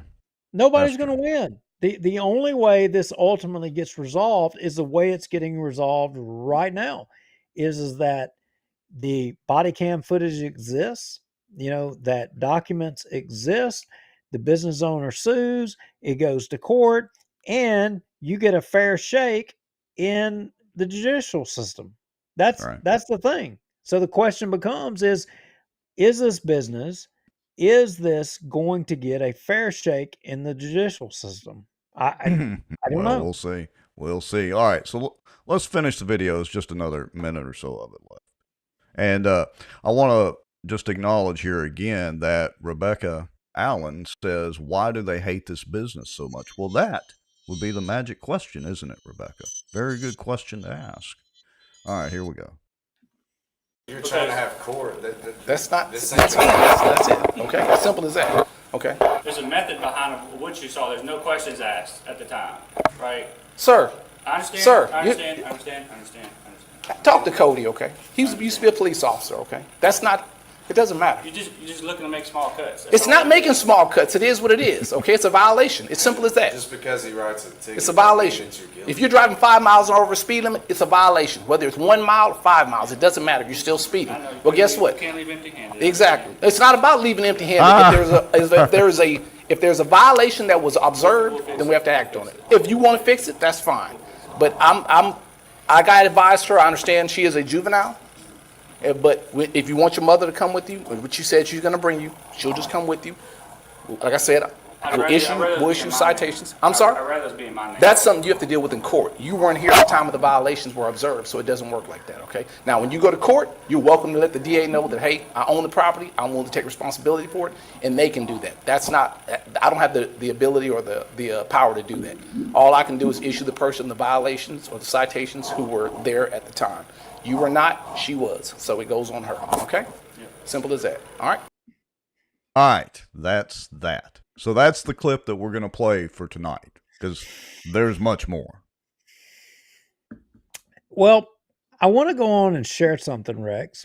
A watcher, a viewer in the show, one of our 100+ live viewers messaged me and said, for y'all's information, all of these violations were dismissed. Oh. Well, you're kind of jumping ahead, but that's perfectly allowable on this show. Well, I didn't know. I didn't, because I haven't followed the Red Rover thing. But what I do know is it's bull crap. I mean, yeah, it's complete BS. It's complete BS. And so look, we're getting some great feedback in the comments, but what do y'all, sound off. Let us know. We've got well north of 100 people. We're at 109 on Facebook alone, so we're well north of 100 and, probably 20 or 25 people watching across all the platforms. Sound off and let us know what you think about that. And there's more to come. Look, I don't want to highlight nothing. I don't want to highlight nothing, but somebody says, look, if the water is not carried, the officer, he gets bucked back to patrol. He loses off-duty work. If he doesn't carry the water, see, I said I didn't want to highlight it. Well, it's a public comment. It is a public comment, but it's the God's honest truth. It is. And look, there's more video where they're literally, I'm paraphrasing only slightly, but they're literally saying, look, we're just here to do our job. We're just here to do our job. I mean, look, everybody in both. I mean, look, when you're a fireman or you're a policeman, I mean, you got a lot of pressure on you. You freaking do. But it should be devoid of political pressure and people in politics steering you to take actions or to do certain things. That shouldn't be the way it is. It shouldn't be happening. It shouldn't. Oh. It should be if the officer sees a violation, if they feel compelled to write the violation, they should write it. And then that doesn't prove guilt or innocence. Guilt or innocence is proven in a court of law. That's the way it's supposed to work. But you do realize that's technically an arrest when they write you a citation. It literally says it on the tickets.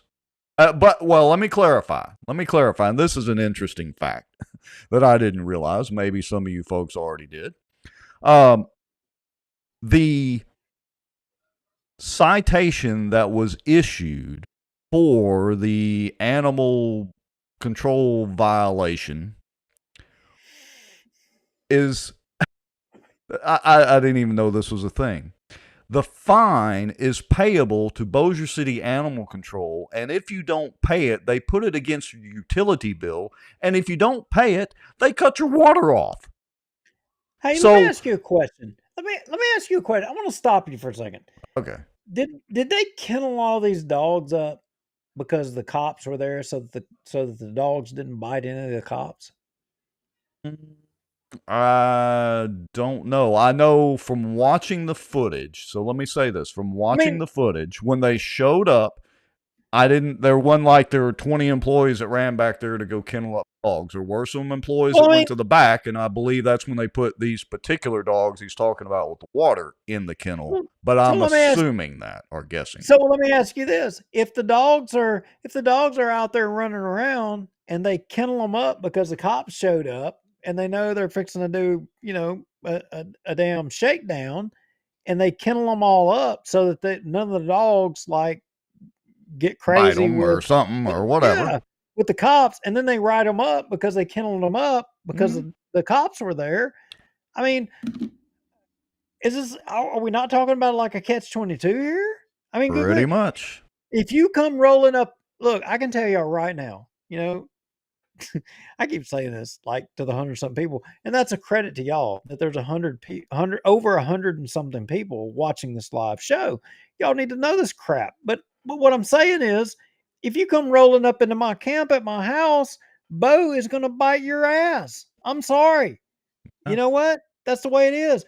I can see this at Red Rover. If the cops roll up in there and these dogs are out, they're accustomed to the Red Rover people, and you come rolling up in there loosey goosey, you might get bit. Or then you got cops either shooting dogs or pepper spraying them. I've got video, because of the way the request was written, of other incidents with other pets not related to Red Rover, and literally one of the female officers had to pepper spray a dog because she was about to get bit. She was like, look, it's either pepper spray the dog or shoot the dog. Yeah, so then you tell me they're going to write you up because you kenneled them in a I look, I'm sorry. I'm not digging this. I'm not digging this at all. Yeah. I'm empathetic to Steve Pinnell and his residential house proximal to this business. And, it sounds to me like there's tried to be negotiations on this deal, but nobody will agree. So you try to use politics to get the law to force something in your way. I mean, maybe it's okay. Maybe it's not. I don't know. What was there a time that I would have used politics to benefit myself? No, I don't think I ever did that. Yeah, knowing you, I don't think you probably. No, I don't think I ever did that. But if you did do that, maybe that's not the right way to go about things. And maybe this time that didn't actually work out in your benefit, and it's probably going to end up costing you and Bossier City and the taxpayers probably a pretty good bit amount of money. So Judy Stewart says we were told to tell people that our tickets was connected to water. It was not. Judy, it literally says at the bottom of that citation that it is tied to the utility bill. Just trust me, I know for a fact. Yeah, you showed it. Well, I didn't. Did I actually show it a few minutes ago?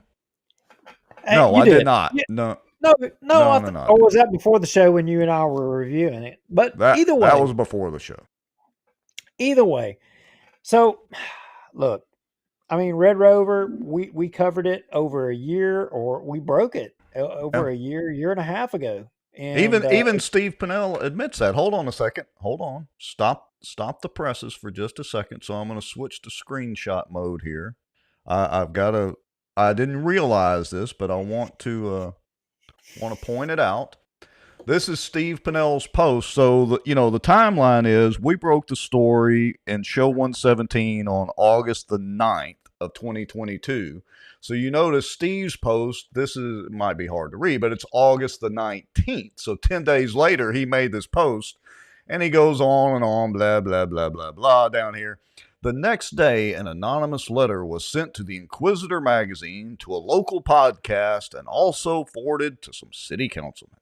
The letter bashed me, calling me a fat ass, 70 years old, and said I was a jester in the Masons.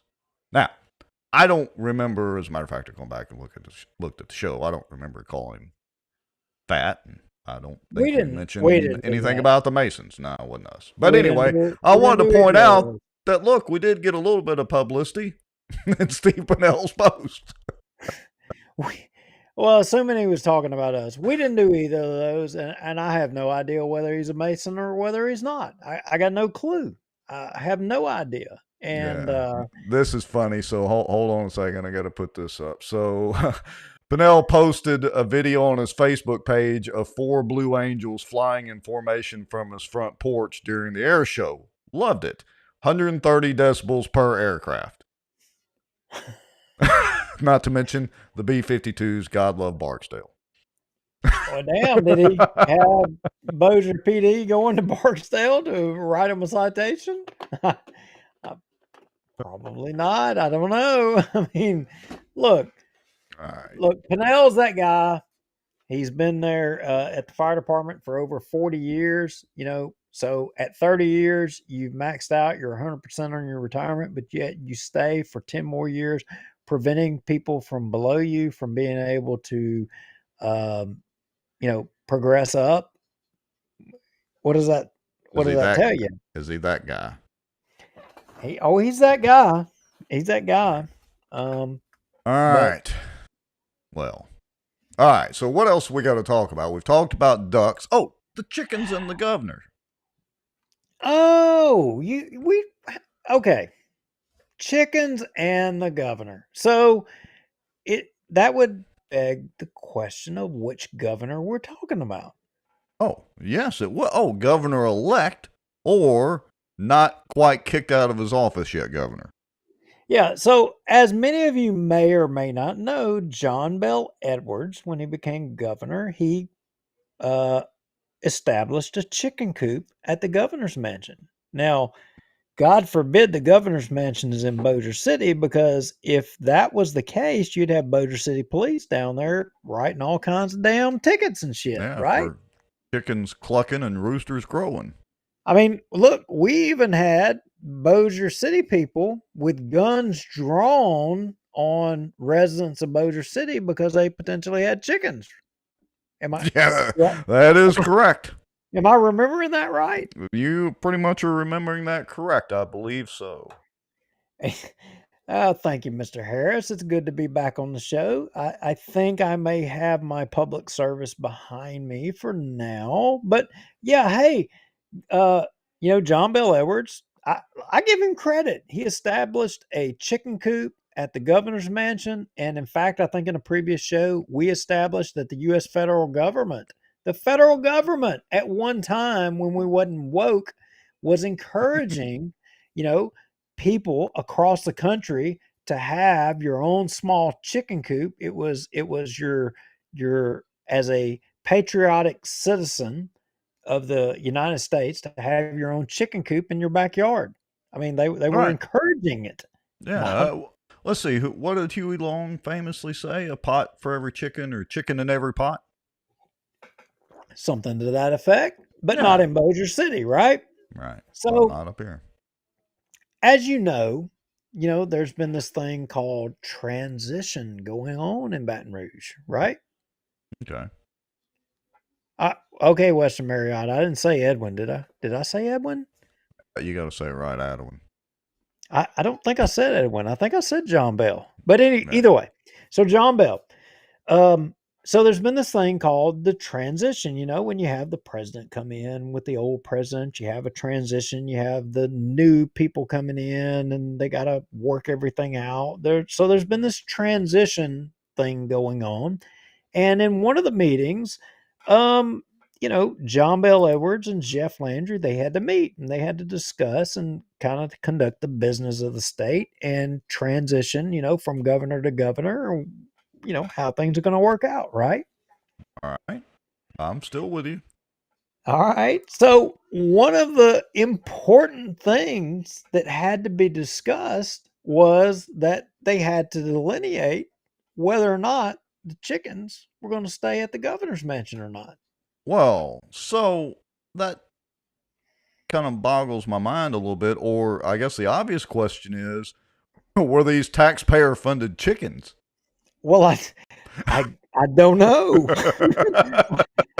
I mean, idea. if they were bought with tax dollars, them chickens need to stay. Well, I mean, there's a lot of people that may be watching the show. They're wondering, were these Rhode Island Reds? Were these Black Copper Morans? What kind of freaking chickens were these or whatever? But that's neither here nor there. I mean, okay, I see the numbers dropping a little bit, and some of y'all are leaving because you're getting bored. You don't want to listen to chickens, but I'm telling you, you're missing the boat. You thought the Red Rover story was entertaining. This is much better than the Red Rover. So, as the story goes, supposedly, when John Bell and Jeff Landry are negotiating, or maybe not negotiating, that's the wrong word. They're deliberating the transition of governors, right? Okay. The issue of the chickens at the Capitol comes up. Mm-hmm. And Jeff Landry says, "Hey, are the chickens going to stay?" Yeah, I'm with Jeff. Well, John Bell, he apparently is said to have said, "You know what? Yeah, the chickens can stay." He said, "I'll leave the chickens." I'm dead serious. I'm not making this up. This is real. Somebody brought up in the comments of all the things going on in Bossier City, and they're worried about Red Rover.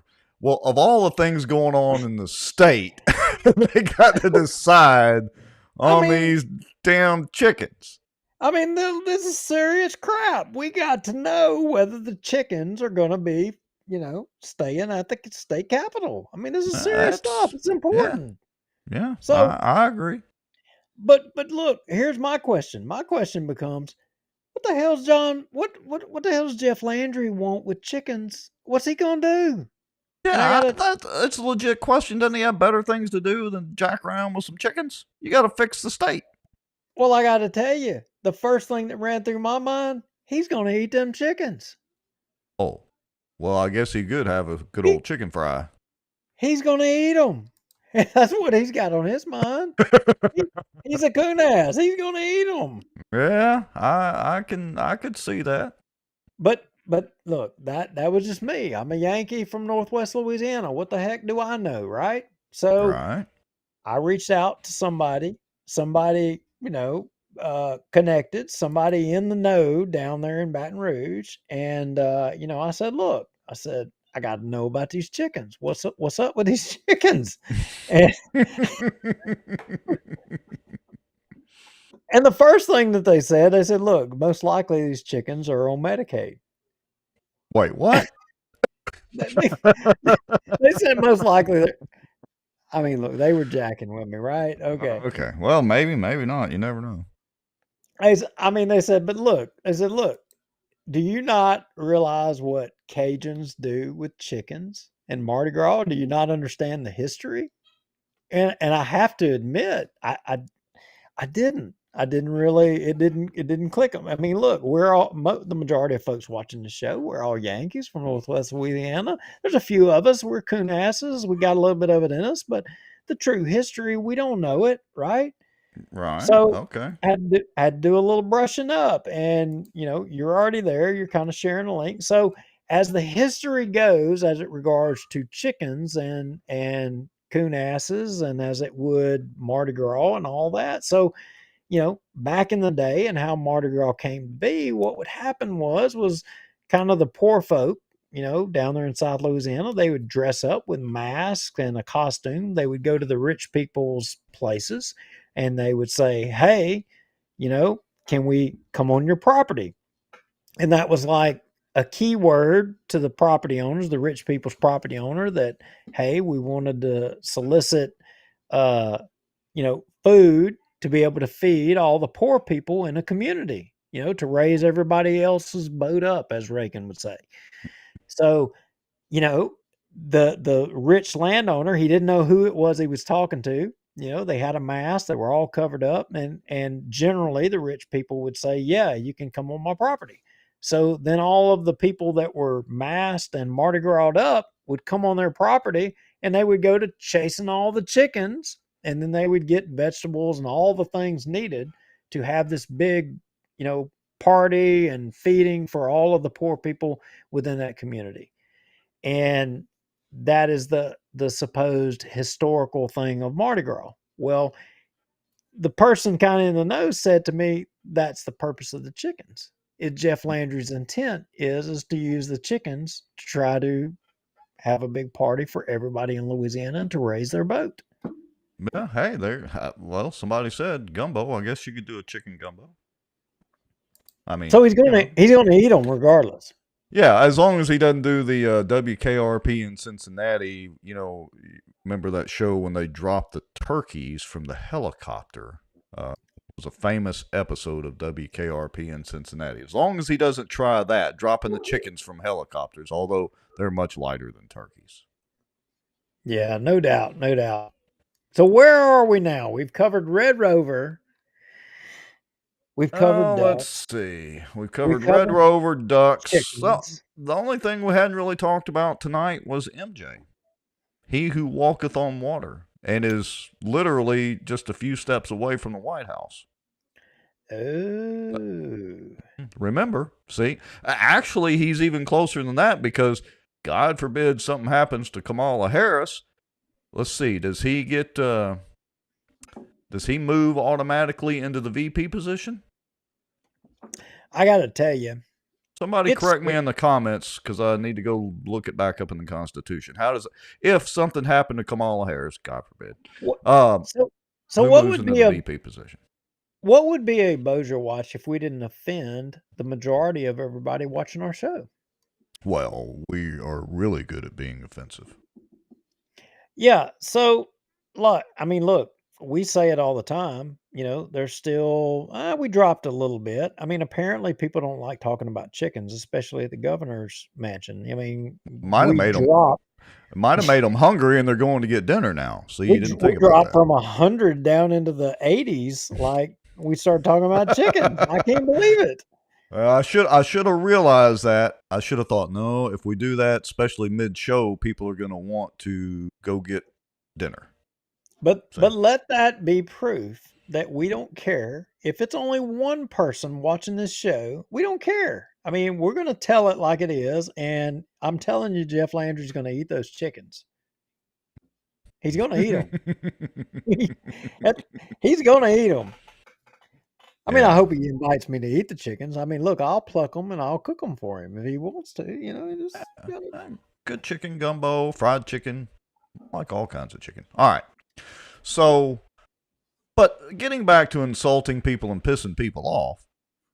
So let's step on the toes of some MJ supporters.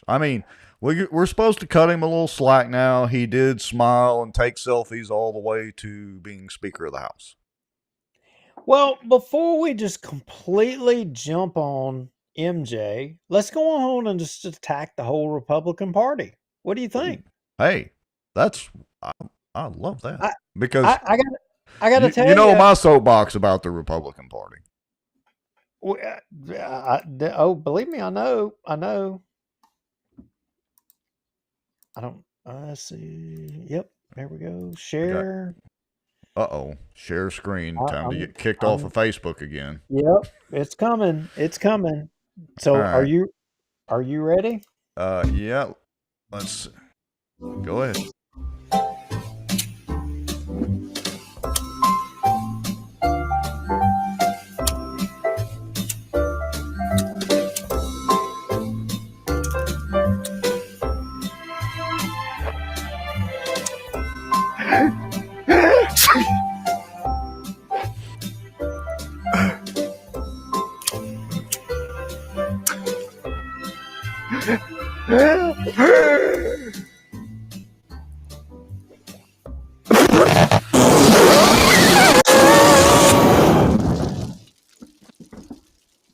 Quality entertainment on a Tuesday night. Happy holidays, y'all. Wow. And I'm sure we're going to get dinged for copyright anyway. All right. Okay. Now, I got to ask you, wasn't there just some qualifying going on for like literally state Republican things? Yeah, but we're not going to talk about that. I mean, I definitely do not march to the beat of the Republican Party, although, in full disclosure, I've said it many times, I vote lock, stock, and barrel Republican, won't pull the lever for a Democrat. But with that said, it's the closest invitation to what you believe. It's the closest thing to what you subscribe to, and I would argue that the majority of even leftist Democrats, y'all are more conservative than what you believe. But the truth of the matter is I don't know. I got to tell you, I scratch my head every day whether any of it freaking matters. Case in point, and you got to take my share screen off so I can change screen and get to the notes. Yeah, go ahead. Go. But look, that brings me to walk on water. A lot of y'all know. I mean,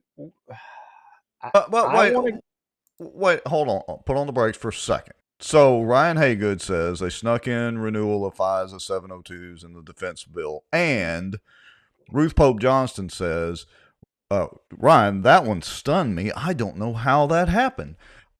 Look, I hate to tell you, Ruth, but if you go back to even before 9/11, but especially in the 9/11 days when, oh my God, we got to protect everybody from the terrorists, and they literally had the NSA literally had office space in AT&T's room under the direction of the federal government, under the direction of the Republicans, all in the name of saving us from them nasty terrorists.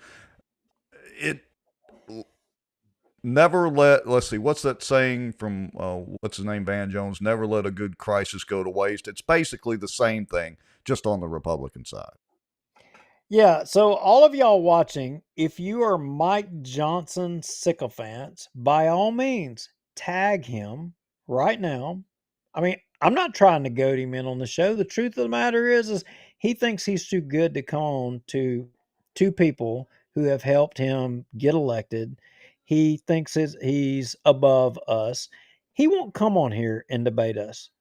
That'll never happen. But if you feel so inclined, by all means, tag him and let him know his people are watching and we don't care. That's fine. He can dispute anything that we say. That's his right. If he wants to come on and argue, that's his responsibility. He's a good debater. I'll give him credit. He's more than welcome. But we're going to go ahead and we're going to lay this out here. And we're going to set the stage. And we're not going to use you know, things that are questionable. I mean, in fact, how many of y'all remember HB 813? And a lot of y'all can be mad at us. That's fine. You can all be mad at us and you can for going here and because in effect, we're we're not only calling you out, we're calling ourselves out because Rex, I will acknowledge I was right there. I stood right behind Mike Johnson. I helped him to get to where he's at in more Oh, yeah. ways probably than anybody else that's watching this show. I helped him more than anybody. And I take ownership of that. I will Well, say that it was a mistake, yeah. and I was deceived at the same as a lot of other people, and I'm acknowledging right here, right now, in front of all of you, God and everybody. Yeah, one of the few, as I love to call them dog and pony shows that I attended with my wife, and she doesn't do political stuff, is when Mike Johnson got elected, we were at the party right there with him. Yep. So So, in the notes, I've got a link right there, a Facebook link of a video. the And expose. yep, HB 813, pro-life hypocrisy.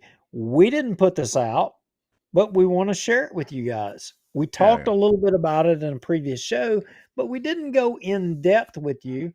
So for all of you watching, and for those of you watching that, you may be Democrats, you may be leftists, you may not believe in pro-life issues. You may not be pro-life. That's fine. You're entitled to your opinion, but from the perspective of a conservative Republican who says that they're a Christian and says that they are pro-life, this is for you. That's who this portion of this segment is to. So, but all you leftists, hang on, we got a good portion for you right now. Y'all just stand by the side and let all of us Republicans eat each other up. Okay. So, All right. Here we go. First 2 minutes, right? Yep. All right, here we go. House Bill 813 was the Abolition of Abortion in Louisiana Act that would give preborn children in the state of Louisiana equal protection under law. Mike Johnson. Really, he's had this meteoric rise. He's the darling of the Republican Party. Therefore, the Honorable Mike Johnson of the state of Louisiana, having received a majority of the votes cast, is duly elected Speaker of the House of Representatives for the 118th Congress. He is second in line to be President of the United States. He says that he's pro-life. He says that he believes, publicly, he says that he believes that life begins at fertilization, that all human life should be protected. He says that's what he believes when he's speaking to the television cameras, when he's speaking to pro-life voters, when he's speaking to donors. Obviously, I don't need to cite volumes of medical journals to prove the fact that an unborn child is a human being. From the earliest stages of development, the unborn are distinct, living, and whole human beings. They are nonetheless equal because they share a common human nature. Humans have value simply because they are human. And if you deny this, it's difficult to say why objective human rights should apply to anyone. But the truth is, he fought to kill a bill that would do just that. Wait, what? When I told Mike that we were going to move forward with HB 813, despite his urging us not to, things began to get ugly. All right, Pastor Brian, so we've been talking about doing this for some time, and we're waiting for the right moment to reveal what we knew needed to be revealed with regard to Mike Johnson and what he did to thwart the abolition of abortion in the state of Louisiana. Want to say how grateful we are that Mike Johnson is a professing Christian, that he says he follows Christ, and this is in no way an attempt to harm the man as a brother, but to shed light on the fact that Mike Johnson is in a very large measure responsible for keeping abortion legal in the state of Louisiana. So I'm going to pause it right there. So that's a pretty bold accusation, because MJ definitely loves to be under the banner of being anti-abortion. I mean, they do that whole walk across the bridge thing every year. Well, and he has been there and he has used it to its fullest potential, as well as using the church and his being a Christian. You and I have talked about it, churchtainment. Let's go back to First Church. I mean, paging Brad Jerkovich. I mean, paging, John Frame, Cypress Baptist. I mean, I'm just wondering to everybody who, look, I was born in Bossier City. I've lived here all my parish. I've lived here my whole life. If all of you in Bossier want to condemn me for calling out the churches, that's fine. I don't care. I I'm not worried about your judgment. I'm only worried about one judgment above, and whether or not what I'm saying is accurate or inaccurate. But what I know is I've been here my whole life. What I do know is I haven't used the churches ever for political gain. And what I'm telling you is that where are they on this issue? Where are they on the fact that Mike Johnson has been standing on the stage for every pro-life thing, but then when it comes down to the ability to actually save a life, if you say you're pro-life and you believe that a life exists from the time that the sperm enters the egg, either you believe that or you don't believe that. It's one way or the other. It's one way or the other. You say you do, but then when it comes down to that you can save that life, and then you fight against that, I'm just wondering, what does that make you? So if you agree ultimately here in this story, if you end up agreeing with Mike's position as to the why to not protect a life, that is made at conception, then I don't know. Maybe you should have some introspection. I'm just wondering where the pastors of First Church and Cypress, John Freem, y'all explain it to me. Biblically, y'all explain it to me. I'm dying to hear it because I don't go to either one of your churches. I quit going there. I'm dying to hear it. You defend it, but let's let these cats keep going. Rex, I would say we'll post this video here, and I would encourage all of y'all to go and watch this whole video up front with this pastor. I think he was Livingston Baptist Church when they brought this bill. It was in 1 year ago in 2022. Danny McCormick brought the bill, and ultimately Mike Johnson killed it. And the why it was killed, if you wanted to do something about abortion, why would Mike Johnson want to kill that? You should watch this whole video in its totality. But go ahead and jump to the 15:30 mark on this, Rex, and play it from there. Okay, and just tell me when you want to pause it. I need to discuss this. So we had a three-way call. And over the next more than an hour, it was a very long phone call. I remember I'm driving down the road and I'm having this discussion, and it's primarily Mike Johnson and I going back and forth. And Danny, he and I couldn't believe what we were hearing. Mike told us that he agreed with the bill. Children in the womb deserve equal protection from the moment of fertilization. That it wasn't that the bill was wrong, it was just the wrong time to pass a bill that bans abortion and gives equal protection to children in the womb. He explained to us we have a razor-thin majority in Congress, and he talked to us about how we are barely winning politically, and if we go too far too soon and we pass this bill to ban abortion, then Republicans, we could lose our majorities in the U.S. Congress, we could lose the state legislature, we could lose the governorship, and so we just can't go too far too quickly. And I remember, as he said this, I just stopped him and I said, "But Mike, you're saying we shouldn't protect the lives of these children in the womb." And he said, "But just not now, not now." And I said, "Well, when, Mike?" "Well, I don't know, maybe next year." And I felt like it was a gut punch from a friend. Mm-hmm. I thought he and I for years had been laboring to give equal protection to these children. And now we had a bill that had passed committee and looked like it could very well pass the House and the Senate and become Louisiana law.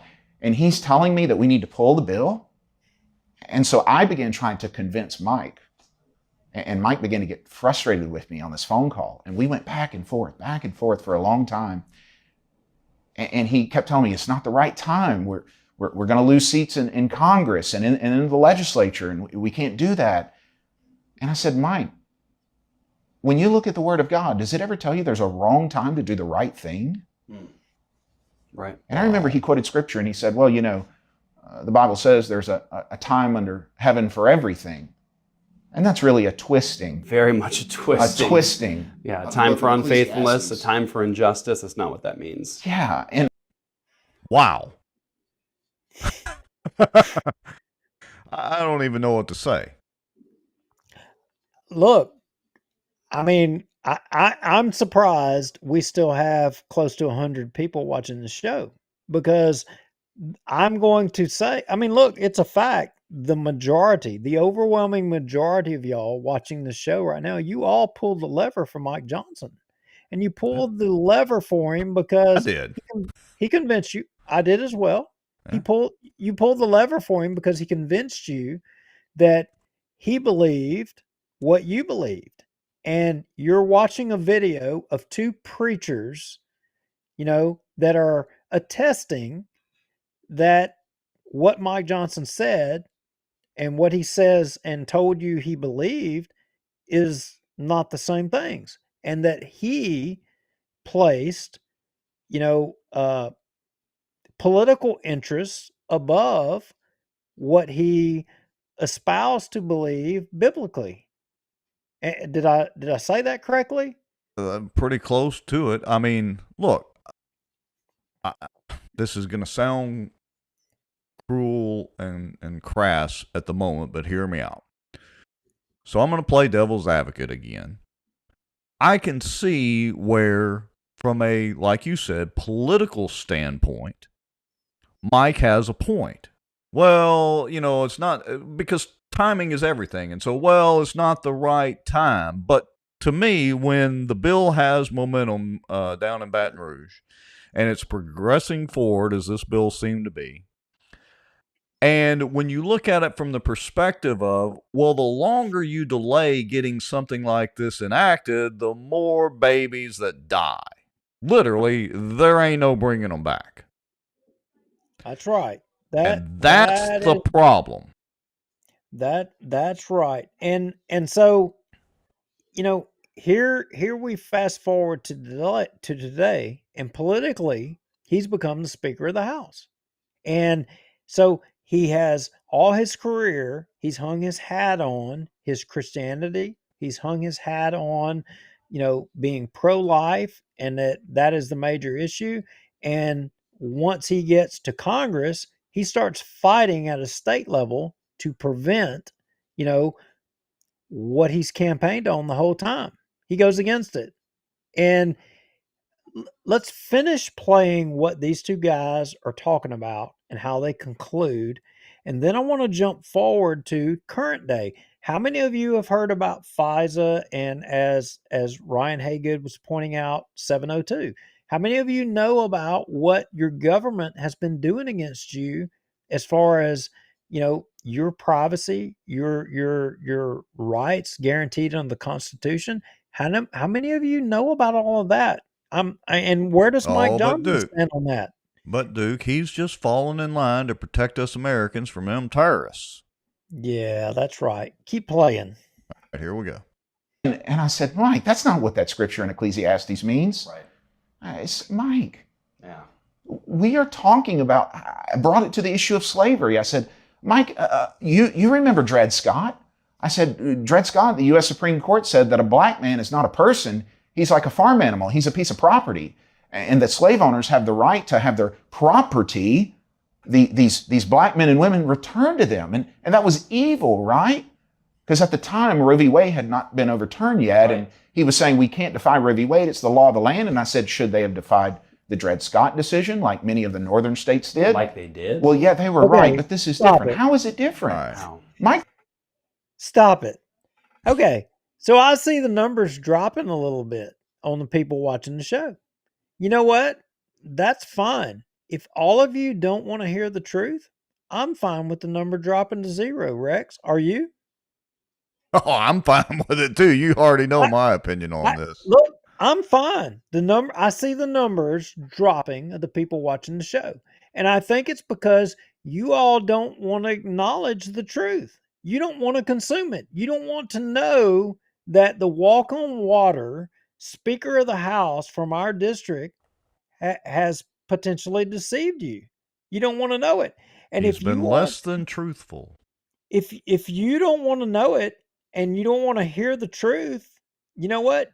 That's between you and the Almighty yourself. I mean, that's your problem. It's not mine. I mean, I'm doing what I have to do and what I'm supposed to do. You're doing what you believe you have to do. I don't fault you for that. You know, by all means, if you need to go, and the reason I said stop, Rex, is because I want to stop at this point. I want to say it's not going to get better, folks. If you can't take what we're playing right now, what we're going to show here in just a minute, you're really not going to be able to handle. So if you can't handle this, you might as well go on and check out of the show. I hate to see you go. I hate to see you deny the truth. Um, you know, it is what it is. I mean, the good Lord above knows what's right and what's wrong. And we're just putting it out there, salt and light. All right. So let me hit play again. Here we go. This is an unjust law. The Bible says that when man's law conflicts with God's law, we must obey God rather than men. Acts 5, verse 29. And I told him this because this was a man I thought was going to be on my side. Right. Confusing. I knew him personally. I knew his faith. We had worked together on pro-life issues for years at this point. And I was so grieved. I felt like all the people that I thought were laboring to end abortion with me for all these years in the pro-life movement, I felt like now that we were on the precipice of overturning Roe and passing a bill in Louisiana to finally end it, to finally give equal protection to preborn children from the moment of conception, that now they were fighting me to stop the very thing that we had told everyone for years that we were fighting for. Yeah. I couldn't believe it. I remember being on the phone with you after that.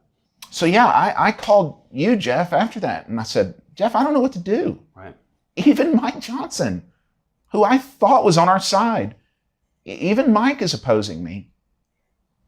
And so I asked for you to pray for me. And I remember our mutual brother, really a father in the faith to both of us, Rusty Thomas, we got him on the phone and jump to the 2056 mark.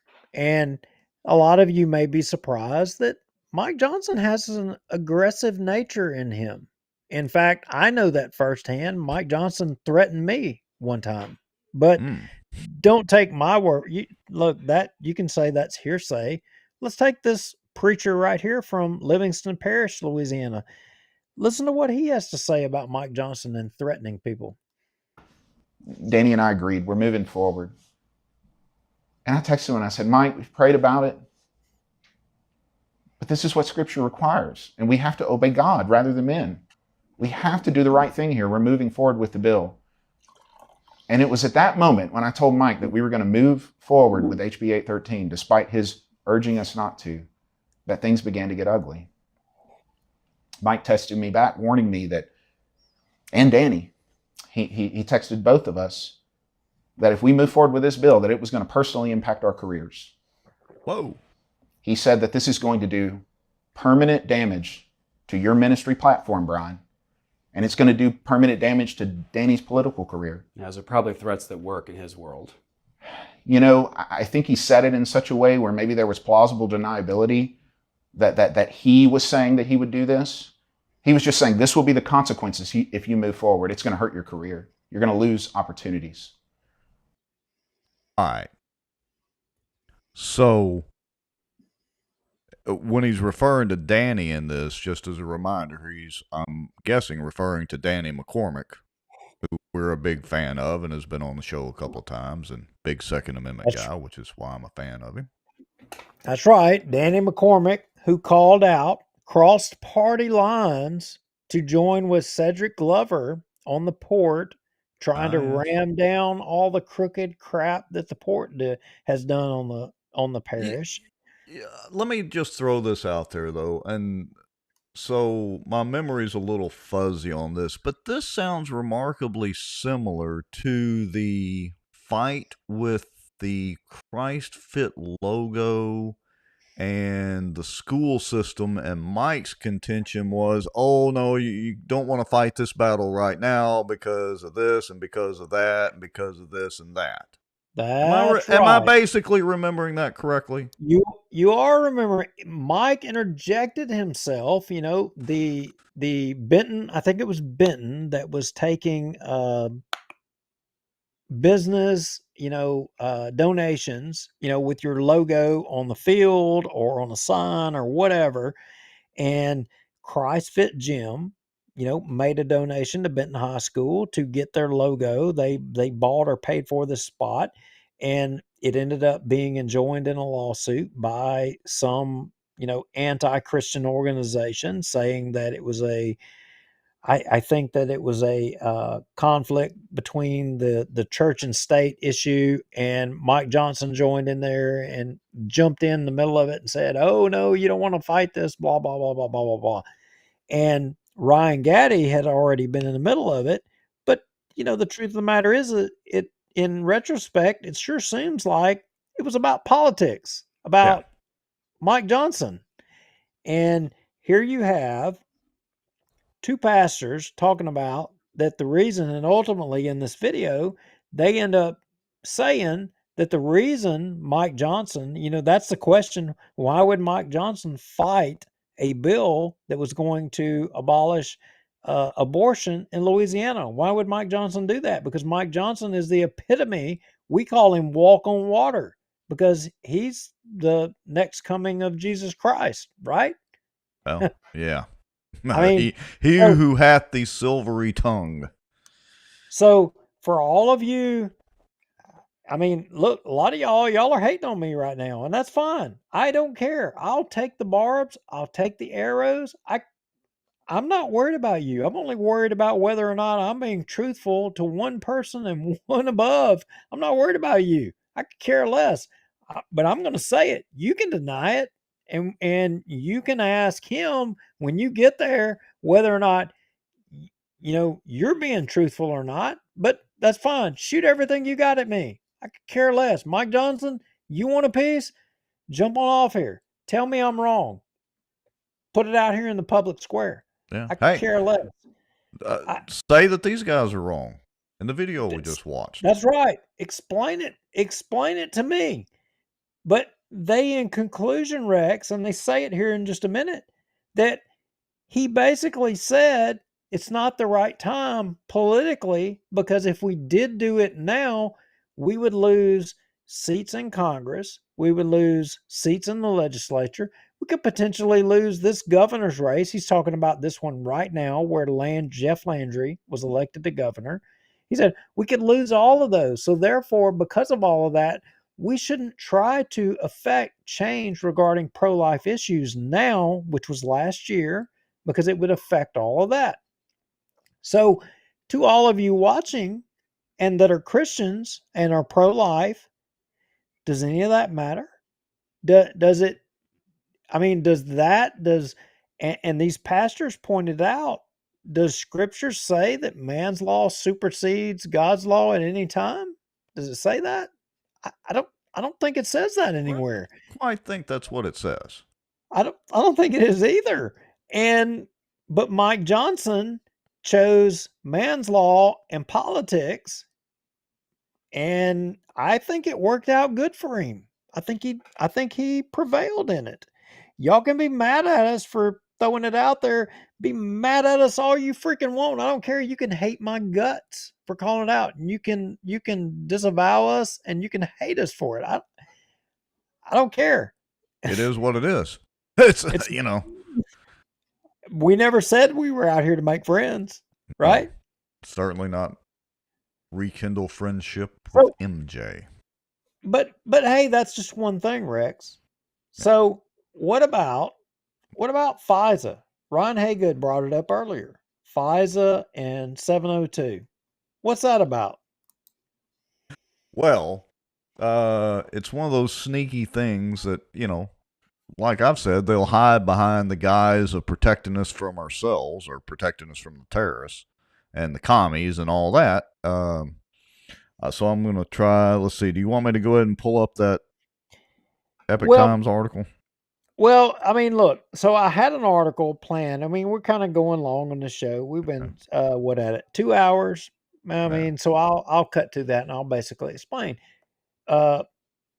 Kash Patel, you know, he was like the guy for Trump, right? And he was talking about, he did an interview and he was talking about how the abuses of FISA and 702 against American citizens, originally in the Patriot Act, you know, that we all agreed through our legislators to, you know, affect the Patriot Act after 9/11.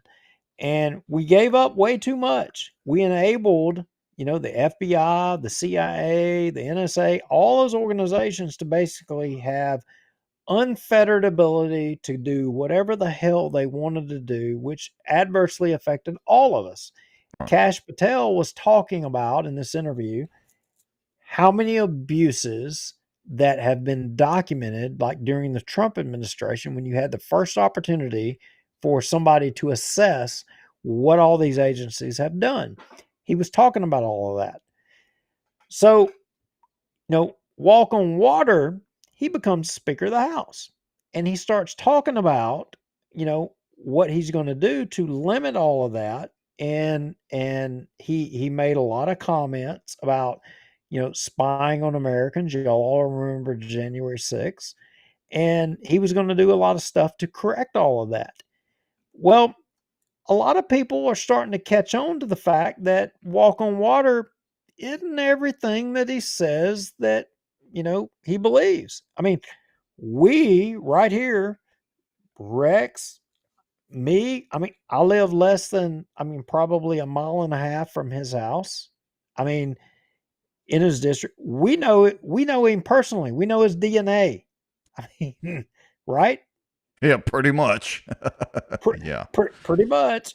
You know, so, I mean, there's a lot of inconsistencies with what he says and what he does. So, and a lot of people nationally are starting to take notice. And Rex, if you go to that one link down below all of those, I'm going to mark them all off in the notes. Yeah, give me and just let's a start second on here. that and go to the 452 mark. Okay, give me just a second. I'm right in the middle of something. Yeah, that's the one that the Twitter link or X link. All right, hold on just a second. You're there.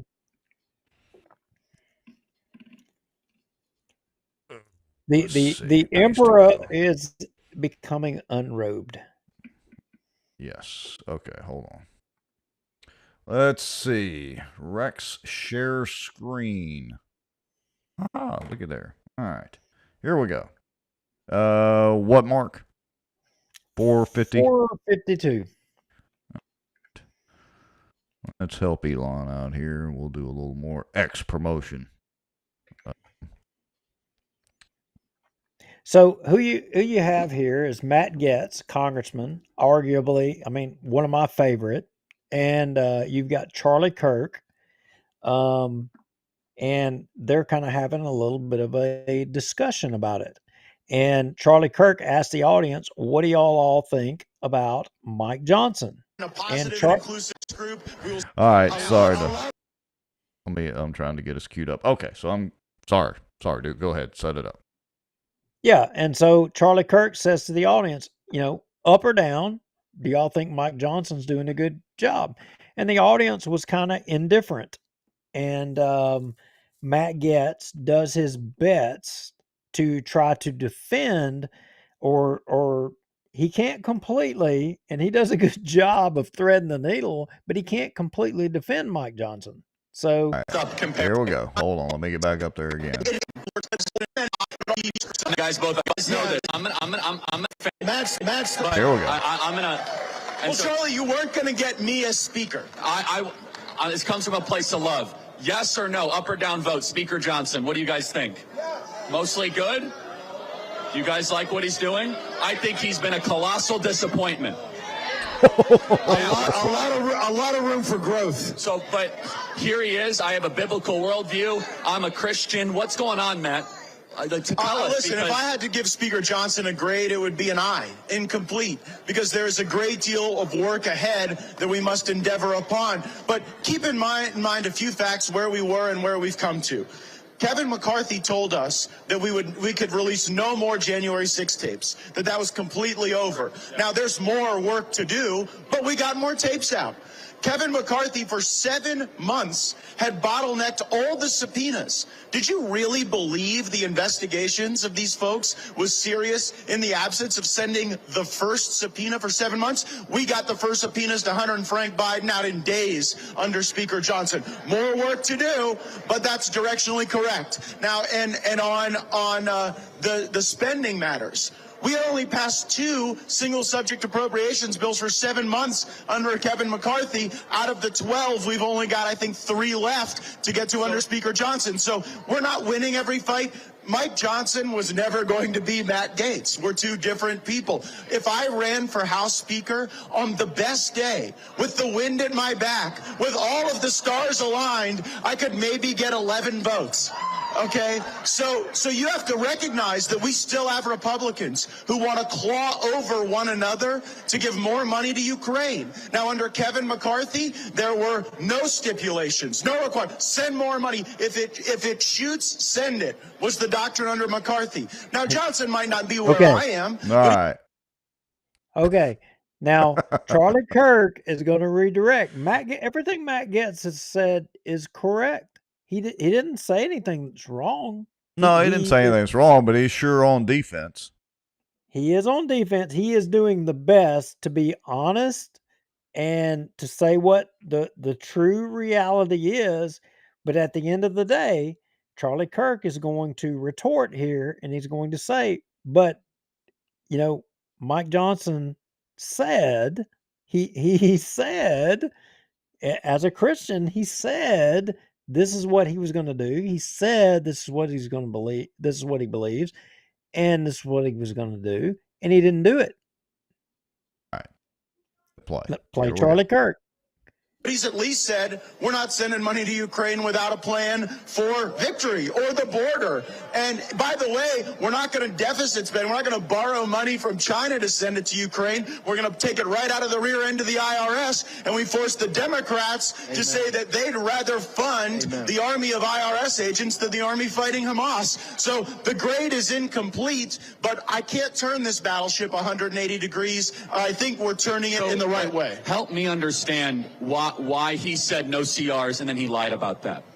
Well, because he didn't have the votes. But why is Speaker Johnson lying? Maybe to they his all voters? lie about no CRs because they've all said it, and then we get CRs under. Why is a guy who says he's a Christian lying to us? Well, I think that Mike Johnson viewed this short-term bridge as a way to liberate ourselves from the CRs. But also, Charlie, remember that the original sin in all of this was that debt limit deal. Amen. Where they underwrote all of the Biden debt. Unfortunately, what they built into that. Hold on, I hear Charlie. you. That's DC speak. No. Shut down the government. Oh, listen. Shut it down. I stood on the stage Bingo. yesterday. Then don't shut it down.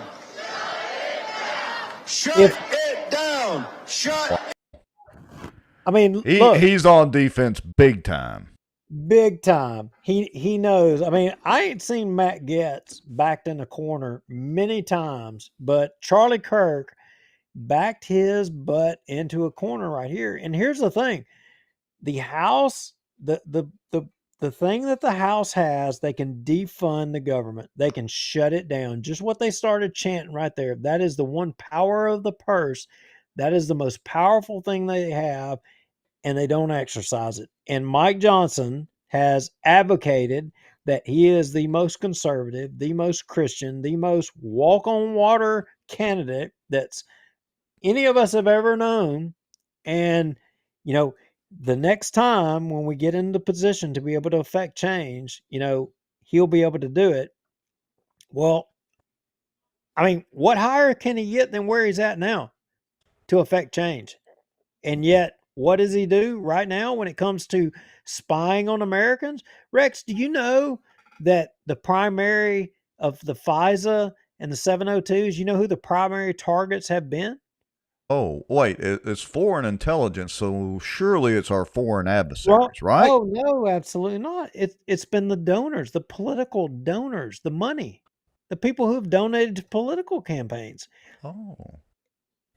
But Surely they but didn't weaponize that for domestic stuff. Surely not. well, it's got to be something foreign, right? But Yeah. why is Mike Johnson not done anything about it? Why did he vote and why did he support continuing the current existing FISA 702? So all of you, again, I hate to say this because I don't mean to. I really don't. I mean, look, I love all of you that watch our show, the loyal folks, but all of you Mike Johnson sycophants, why do you continue to support him defrauding all of us? Because he's basically rubber stamping the swamp.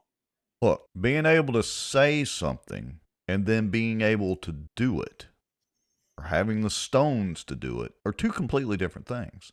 Mike does talk a good game. He really does. I mean, I make fun of him for having the silvery tongue, but that is his gift from God, is that he is a very eloquent speaker on par with Obama and JFK. I'll just put it out there. But being able to do that and back it up with action are two completely different things.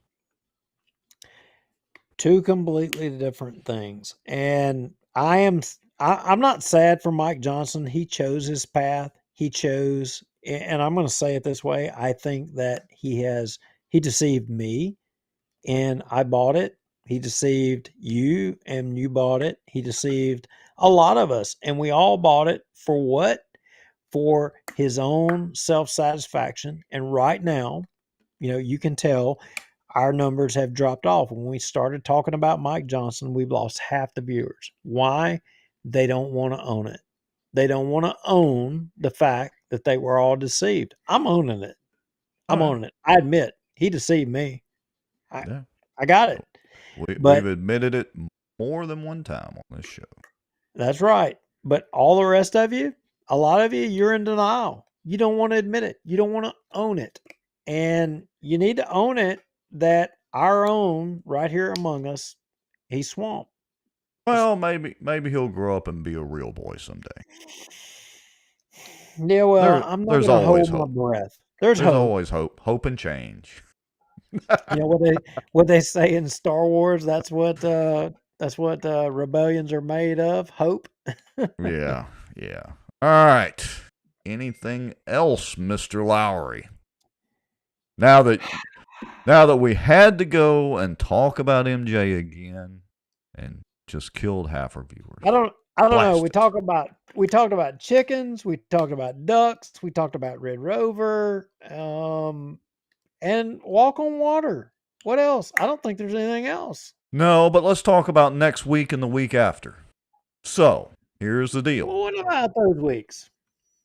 Well, so, Tuesday is the day after Christmas, and then the following Tuesday is going to be the day after New Year's. And I hate to tell you, but it's time for us to take a couple of days off, a couple of weeks off.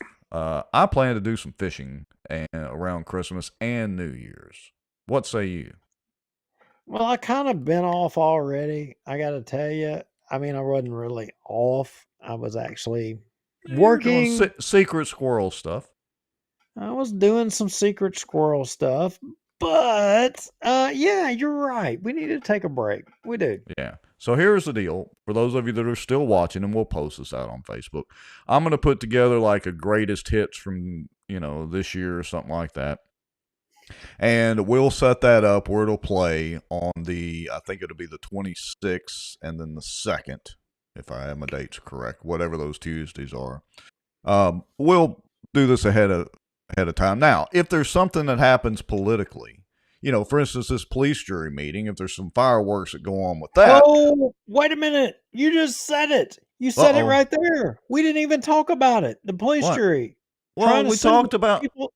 Well, we mentioned it, but we kind of talked about it, but not in depth. I don't think we went in depth. We got to talk about that. Okay. Well, or are we going to do a special show? You want to do a show? What would that be? Thursday night? Well, see, you were talking about how we're going to have to not do it. We're gonna have to do it. So Thursday, Yeah. folks, the Let's police make an jury, executive decision. the police jury is deliberating on whether to sue a lot of y'all in the parish. Did y'all Yeah. know that? With your Y'all own tax vote. dollars. Yeah, Just you like the voted city. for them. Yeah, you voted for them. You put them in place, and then they're going to turn around and use your tax dollars to sue you. Yeah. That's great. So, So not only is the city costing you tax dollars for lawsuits, the parish is now costing you tax dollars. yeah, but So they're suing you. You're paying to sue yourself. right. Yeah. Yeah, It's like a makes big sense, right? circle jerk.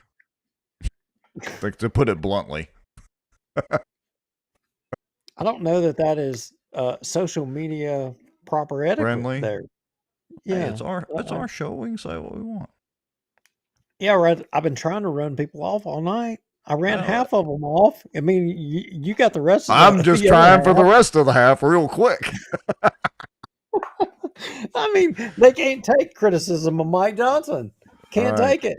You know, I'd love So, Mike Johnson to come on here and debate. Please, Mike. look, you have to be careful. He's like got the siren song going. By the end of the show, we might be rooting for MJ again. Got to be Yeah, careful. Mike, if you want a piece, you're all. In fact, you told me one time, Mike, you told me one time, you said, "Hey, look, I'll debate you anytime, anywhere." You told me that, Mike. By all means, I dare you to come on this show and debate me. I dare you. Hold on. Now, our good friend Mike Collier from up there around the Benton area says MJ just announced lots of millions toward Barksdale and Fort Polk. Give him his due. Well, I'm sorry, Mike, but millions, that don't cut it. I mean, it actually ought to be billions. I mean, if you want to look at what Speaker of the House's districts historically have gotten in their districts, it wasn't millions, it was to the tune of billions. So I'm not going to give him credit for millions. That is a. We'll give him partial credit. This is like a test in high school. Partial credit. Yeah, that's bull crap. But again, all right. So we have to answer the question, though. I'm sorry I kind of threw that little segue out because several people are commenting. What are we getting sued for? As in, we, the taxpayers. Even Barry Butler. What are they suing us for? See, Barry, you're supposed to be on top of these. Oh, I'm sorry. So, Barry was bringing up the sewer districts, but it's the water district deal. Okay. So I would steer all of you to look at the agenda of the police jury, item 41 this Thursday. They're going to vote to enable the parish attorney to engage in litigation with. There you have it, right there. Yeah. The water consolidated will file a lawsuit on behalf of the Consolidated Waterworks Sewerage District Number 1, which is another way, long-winded way of saying the police jury, against the Bellevue Water System, Inc., Chris Wilcox, Cameron Selmer, Tabitha Evans, Lavondis Davis Jr., Herbert Raymond Farley III, and Chiquita Burge, and authorize the execution of documents. There you go. There you go, Mr. Butler. Anybody in the parish, here's what you need to know. In the event of a freeze, if within the next few weeks we have a freeze in the parish and it freezes your water lines and you're not on the parish system and the parish comes to rescue you and, to help you in an emergency situation,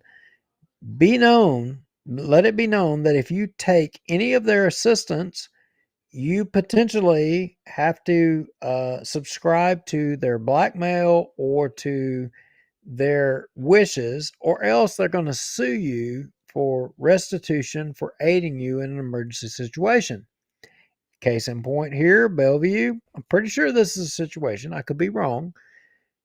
There could be something I don't know about, but I'm almost 100% confident that this revolves around when we had the ice storm and everything froze up, and the parish provided emergency assistance to the Bellevue water system to provide everybody in the Bellevue system relief with water because of failures they had in the system due to the, freeze. They're now going after the system to force them to join the parish water system. Right? Lovely. That's all. Amy Greenwood said it best. Control of water is very important to the future. Yes. And controlling it is the operative word in that. So, Yeah, it'll be interesting to hear if there's any public comment, or even if any of the police jurors themselves are actually going to comment, or are they just going to vote lockstep? Case in point, everybody here, y'all all are voting for your police jurors. You're enabling all of this, and that's half of the viewers. You haven't done an effective job on the other half. So I'm just saying to the other half to try to get rid of y'all, it's your fault. Y'all have reelected a lot of these people in the Bossier Parish Police Jury who are in fact turning your government against you. And Thursday they will debate it. So Greg Brown, to answer your question, he says, don't our taxes pay for the parish to maintain the water for the public, or are they simply against the public? They're against the public except when they need your tax dollars, and they're absolutely going to be forcing you to pay your tax dollars. But anyway, that's a whole case in point. The Cypress District is all ears to hear what the people around Cypress and Black Bayou care about around their lakes right now. And why? Because they got a tax renewal coming up. Right? Yes, they do. And the city council, to switch gears just a little bit, the city council's got a tax renewal coming up too. Barry Butler says, isn't the meeting Wednesday? Let me double check. It is December. So yes, the meeting will be tomorrow. So we said that kind of incorrectly earlier. It's tomorrow, Wednesday at 2 p.m. We'll post that on the Facebook page. Well, anyway, I've had enough of lying and deceit tonight, Rex. I just don't know if I can lie and deceive the public any more about all the things happening in Bossier than what we've done already. I don't know that I have any more in me. Time to go wash your mouths out with soap. Yep. The politicians will say, those guys on Bossier Watch, they just lie and deceive. Yeah, cockroaches and cohorts. All right. Well, we appreciate everybody that has continued watching. Actually, great crowd so far. Plenty of commentary. At 2 hours and 22 minutes, we still got about 60, maybe bumping 70 people across all the platforms. So actually, that's not bad. You didn't run too many people off, Duke. I did my best. I tried hard. You tried. I'll give you an A for effort. But anyway, so you folks, y'all know the drill. If you've got some information you want to share with us and keep it anonymous, bossierwatch at protonmail.com. Go make your own free anonymous. Don't put any identifying information in. Make your own Proton Mail account and then send us the information. Proton Mail's been a little quiet lately, except for some spam messages. But so, if you got some information you want to share, let us know. If you feel like donating or buying, I've still got a few of the Bossier Watch hats left. Go over to bossierwatch.org or .com. It doesn't really matter. Got a button there. You can buy a hat or just reach out to us on Facebook. If you're around town or whatever, I'll even deliver it to you. Anything else, Mr. Lowry? No, sir. Good night. Thank you all for your loyal support. We appreciate you. Hope if we don't see you again, don't know for sure, 2023, I hope it was good for you. I look forward to a 2024, good for all of us. We wish a healthy recovery to City Attorney Charles Jacobs, and, Godspeed to Lane Pittard and, our other judge that we recently lost. Hate to see people go, but it's part of life, and Godspeed to all of them. I would agree. Merry Christmas to everybody. If we don't do a special edition, we'll post more stuff anyway, and y'all keep commenting and doing all that, and go enjoy your families for the holidays. Harmon Drew, Greg Brown, Harmon Drew. He was a good guy. All right. We're out of here. Appreciate it, folks. Good night.